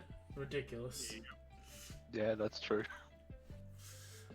And then I will say to him, "Your quarrel is with me. Call them all off." Dave, your turn. What did I miss? Apart from the Uh, fact that A I couple smack the died. shit out of the ghost. Yeah, it's your turn. A couple died. One of them hit you, but then it got killed. guess I'll target shit, however you say his name, the Wraith. Broken okay. Rokunoke. Yes. Wait, is he resisting the great sword slashing damage? Yes. He shouldn't be. It's magical. Well, it's not triggering as magical. Well, sacred weapon makes it magical. It should be. Well, it's not. Okay. So, don't know what to tell you. I'm gonna leave So it. it's 'cause 3 it- times radiant. I'll smack it with my short sword. That's a miss. Actually, no. Should Do it I again. You mention- have advantage because you're flanking with Memphis. A So I flank. Yeah. Just roll the attack again. And you take whatever's a higher one. Yep, hit. Roll damage, and you can put your sneak attack into that if you want. I'll save it for. I still got my dagger attack, right? Yep. Or I'll save it for that. Hit now. So to do advantage, like and stuff like this, on the left-hand side, there's the right at the bottom of the screen. There's a little box that says ADV. Yes, Click that, and then do the attack again. with the dagger. Yep, with the dagger. Alrighty. Dagger. You hit. I will add the sneak attack hmm and then stab it again. Oh god. As you do, you stab it into the Roku no Ken Wraith. It gives a smile, a nice, knowing smile. Him and the other 4 Wraiths, 3 Wraiths? Yeah, him and the other 3 Wraiths all do the smile. They all flip back into the sword, the spectral Roku no Ken, and that spectral Roku no Ken goes inside the real one. Well, hot damn, I guess we figured it out. Turns out the real answer was sword all along. I'll go up to Memphis and I will give him 25 points of healing. Okay. I'm not Okay. gonna say no to that. How close to full are you? That's the guy I took care of. With the 25 you gave me, I only have He only gave you a scale from. I did the Give extra me 5 20 myself. right now. no. He only gave you 20 at the moment. So if you give him the full 5, you'd be overhealing him by 3. Okay. If you give me Yeah. 25, I will have on a scale of 1 to 37, potentially 2 remaining. I have 39. There you go. So with the 27 you just gave me, I am fully healed. So, Yeah. what do we do now? We go home? We just killed a bunch of ghosts. Yeah, you have the We have sword. the sword. Sweet. Memphis is just gonna reach into his quill, his quiver at the side, Mhm. pull the spear out, and then just put the sword inside fully just sheath the entire sword into the quiver. Okay. Does he still have the spear out? Yeah, I'm just holding the spear now. Can I hold that? Oh, okay. And Memphis Okay. just hands him the spear. I put it in my mouth and I start gnawing on it. Okay. So you guys can head back now. You got a day and a half of travel, 2 days pretty much. Is anyone going to try and take the Roku no Ken out of Memphis's pack? Is the whole thing. No. No. Well, I'm not. I don't know about everyone else. Didn't check. I will like to politely request it, but if he does not give it up, then that is fine. All right. I So would like like to my keep an little eye on roleplay. Dave, though. role I've got play my it little out. pocket hole in the corner. It's a pretty good place to keep this safe, sacred sword. Yeah. Well, if you're gonna ask him to give you if he's gonna ask you to give the Roku no Ken, like play it out, Dimitri. I'm not gonna say that this event happens. Memphis, it's not that I don't trust you wielding such a weapon of caliber. It's more of I probably would wield it a bit more efficiently than you did, even though you used it extremely well. I feel that it would be better in my hands right now. However, if you do not feel that way, I completely understand. What Yeah, happened to just your look dumb at you. voice? Gives him a big, like when he says, I could wield it a bit better, it's just one big old eyebrow goes up slowly. He looks at him and goes, I'm sorry, son, I don't think you understand. This kind of weapon's not for the likes of you, me, or any of them. This is a weapon for a shogun, son. So, for now, I don't think any of us should be using something like this. That is wise. And I'm then gonna keep I it will safe give in him my a little belt. Could I please have another stick? Memphis reaches into his quiver, pulls out a stick, and just hands it to him. Actually, he reaches, he goes hand to him, then throws it over his shoulder. I go fetch the stick. Alright. On top of pounds. Okay. I'll have everyone roll me a survival check for the 2 days. If you're gonna just stay in a pack, you can nominate one person to lead the group. Of course. I nominate Memphis because he's better at this. Yeah, same. Okay. Jump the gun a bit when it comes to rolling. Also say, I am in fact an outlander, so I cannot get lost, and this is lands I have already traveled before. Indeed. So with this, you can't get lost, but this survival's mainly getting other people not lost. You lead them all to the correct way as you make your way back to Widowed Castle a day and a half later. When you get there, some of the attendees of the estate notice and they run and fetch all of the guests. Once you get there, it takes maybe about an hour for everyone to conglomerate in the middle. Each of the candidates, your bosses, your lords, in addition, the other 6 noble houses, and what seems to be the Empress of Sagra herself, Sakura Niho, is also present.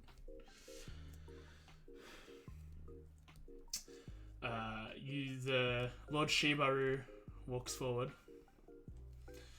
You've all made it back with the Roku no Ken, I see. And he lays his hands out, asking to request the weapon. Memphis reaches into his quiver and just pulls a sword straight out of that, and he goes, "Here you go, my lord," and hands him a sword.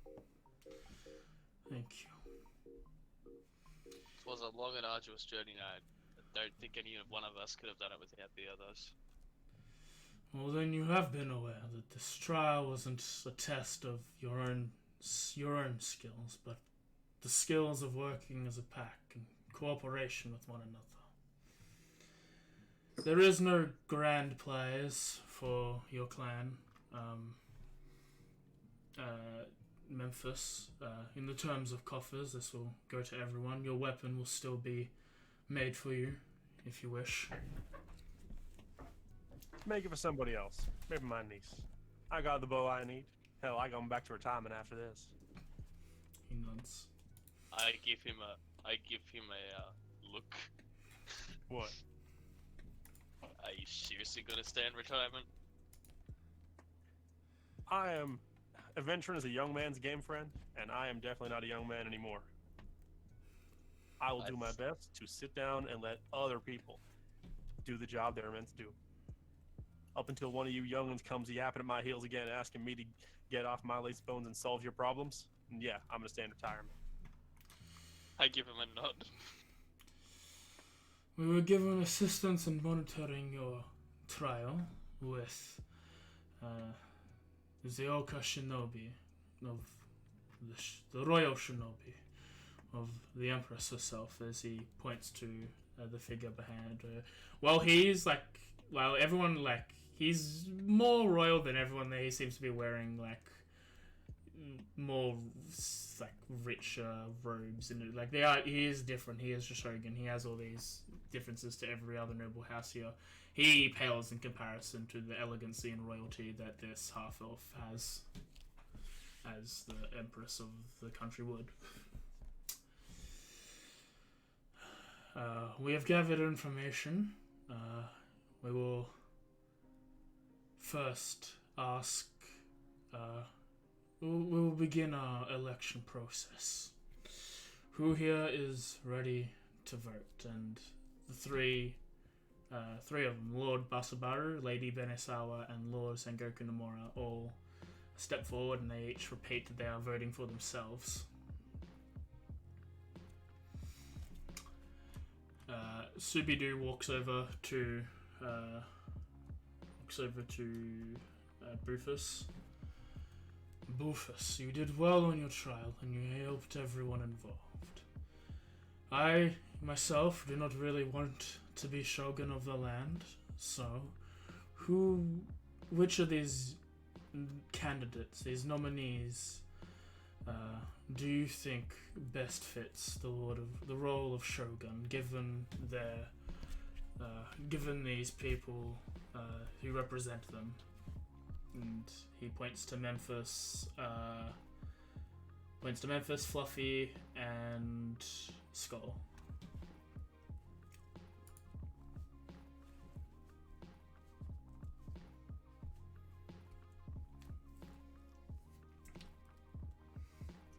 Dimitri? In my experience, someone who doesn't want to lead is probably the best to lead. And I gesture towards Memphis. Okay. But they all want to lead, so the point doesn't stand. So he's like, then I, Lord Subidu, will vote for Lady Benesawa. And they nod. Then Lady Hikari is just like, Nazamarai is not working for my clan per se. I do not wish to roll, but we are working with the Alliance of Artistry and Historical Society to gather information about the transition of all these, of all shoguns. As such, I'll leave this to her. And Nazamarai says, well, I couldn't get anywhere without Fluffy, and she was very big and brave and did a lot of things. But in that fight, I believe Memphis helped out as best he could, everyone around him. And I do believe that comes from the teachings of his clan, and therefore his niece shall be an accurate and strong leader of the country, of the region. And she also votes for Lady Benesawa. Lord Zenzen looks over to Dave. You who are working with the Oka Shinobi were part of the trial as well as gauging their response. Who do you best believe suits the role of Shogun? I also pick Memphis. He has shown the most leadership amongst all. Listen, I'm not one to speak out of turn here, but I gotta say, entire people, we're quite literally built to lead you all around. I jokingly say as I elbow my niece. The Empress Smoothsword. Well, it doesn't seem that I need to vote at all then, which is nice. However, Lady Benesawa, you are young. I do request that you ask experience from your father, your uncle, and every other lord here. They will help you. They will help you lead, and when the time comes, you will help me. And Lady Benesawa is... Yes. Yes, Empress. Yes, my lady. And she bows. Empress Sakura moves over. Draws an elegant or royal ceremonial katana. Raises it one hand over the other. Like it lays it across the two of them, or two of her hands, and holds it above over Benesawa. With the power read of Empress Asagura, I name you Benesawa, the Shogun of the Unizaki region. With that, everyone cheers. While there is this little rivalry with everyone involved, mainly the whole group is happy that an accurate and strong choice was made. Everyone parties on into the night, even the Empress herself, even though she does have a bunch of guards near her, but like for old people like Memphis and his brother and the previous shogun, who are all friends, they all get to like talk to the Empress. You've known each other for a little bit. The rest of you go party with your clans and your packs. Is there any closing things you guys want to do before we wrap up session? I go back to the bookstore. Go back to the bookstore? Memphis, when everyone's distracted with all the shiny things going on and what they do, he just slips away as he normally does and makes his way back home and sets himself up the way he usually does until some other sucker walks in demanding he do some other job that some younger kid should be doing. Okay. We go pickpocketing a bunch of drunk people. Alright. I'll just say you get some gold for that because we're ending session. Nazuma is performing the entire time, and while she's doing that, someone keeps bringing fluffy drums to play, but every time she does, she like breaks the membrane that makes the sound, so they just keep giving her new drums over and over again. Buffus is gonna go, Buffus actually would like to see if he notices Memphis leaving. Is Memphis stealthing, or is Memphis just leaving Irish goodbye, not saying goodbye? Just Irish goodbye. yeah, Just he's walking just- off. Yeah, roll me perception. The only person he says goodbye to, he just pats his brother on the back and then leaves. Like, doesn't even say goodbye. Just No. brother knows. You sniff the air. You notice that he's not there, but you don't know where he went or how long ago he left. I nod, and I just sit on Ponce, give him a couple pats. I go and ask his brother where he lives, and I go over to Memphis's place to make sure he stays in fucking retirement.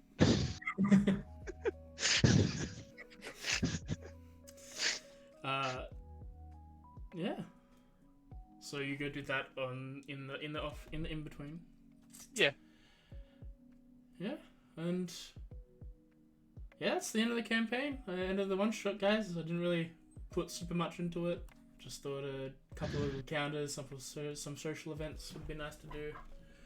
Hope everyone had fun. Oh, I had loads of fun, man.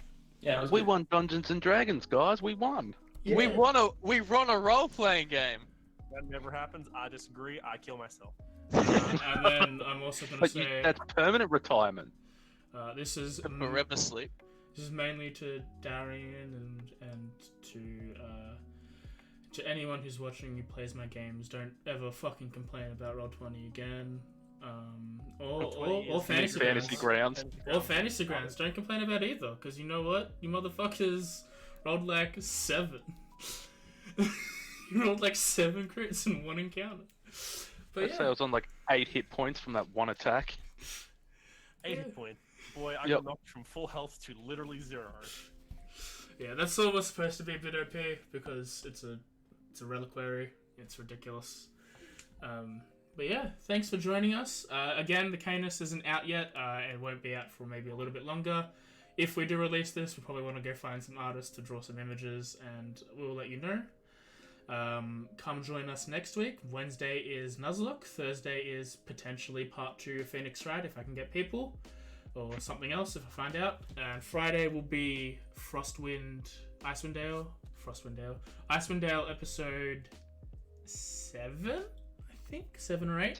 Sounds about right. And then in 2 weeks' time, we have the start of me and Darian's co-GM campaign, Echoes of the Forgotten. Come join us for that. That's going to be a load of fun. I'll put them in the YouTube stuff later, but on my About Me here, there's a Discord. Come join in if you've got questions and stuff you want to ask. Talk to us if you want. Yeah, hope you all had fun. I'll see you next week. Goodbye.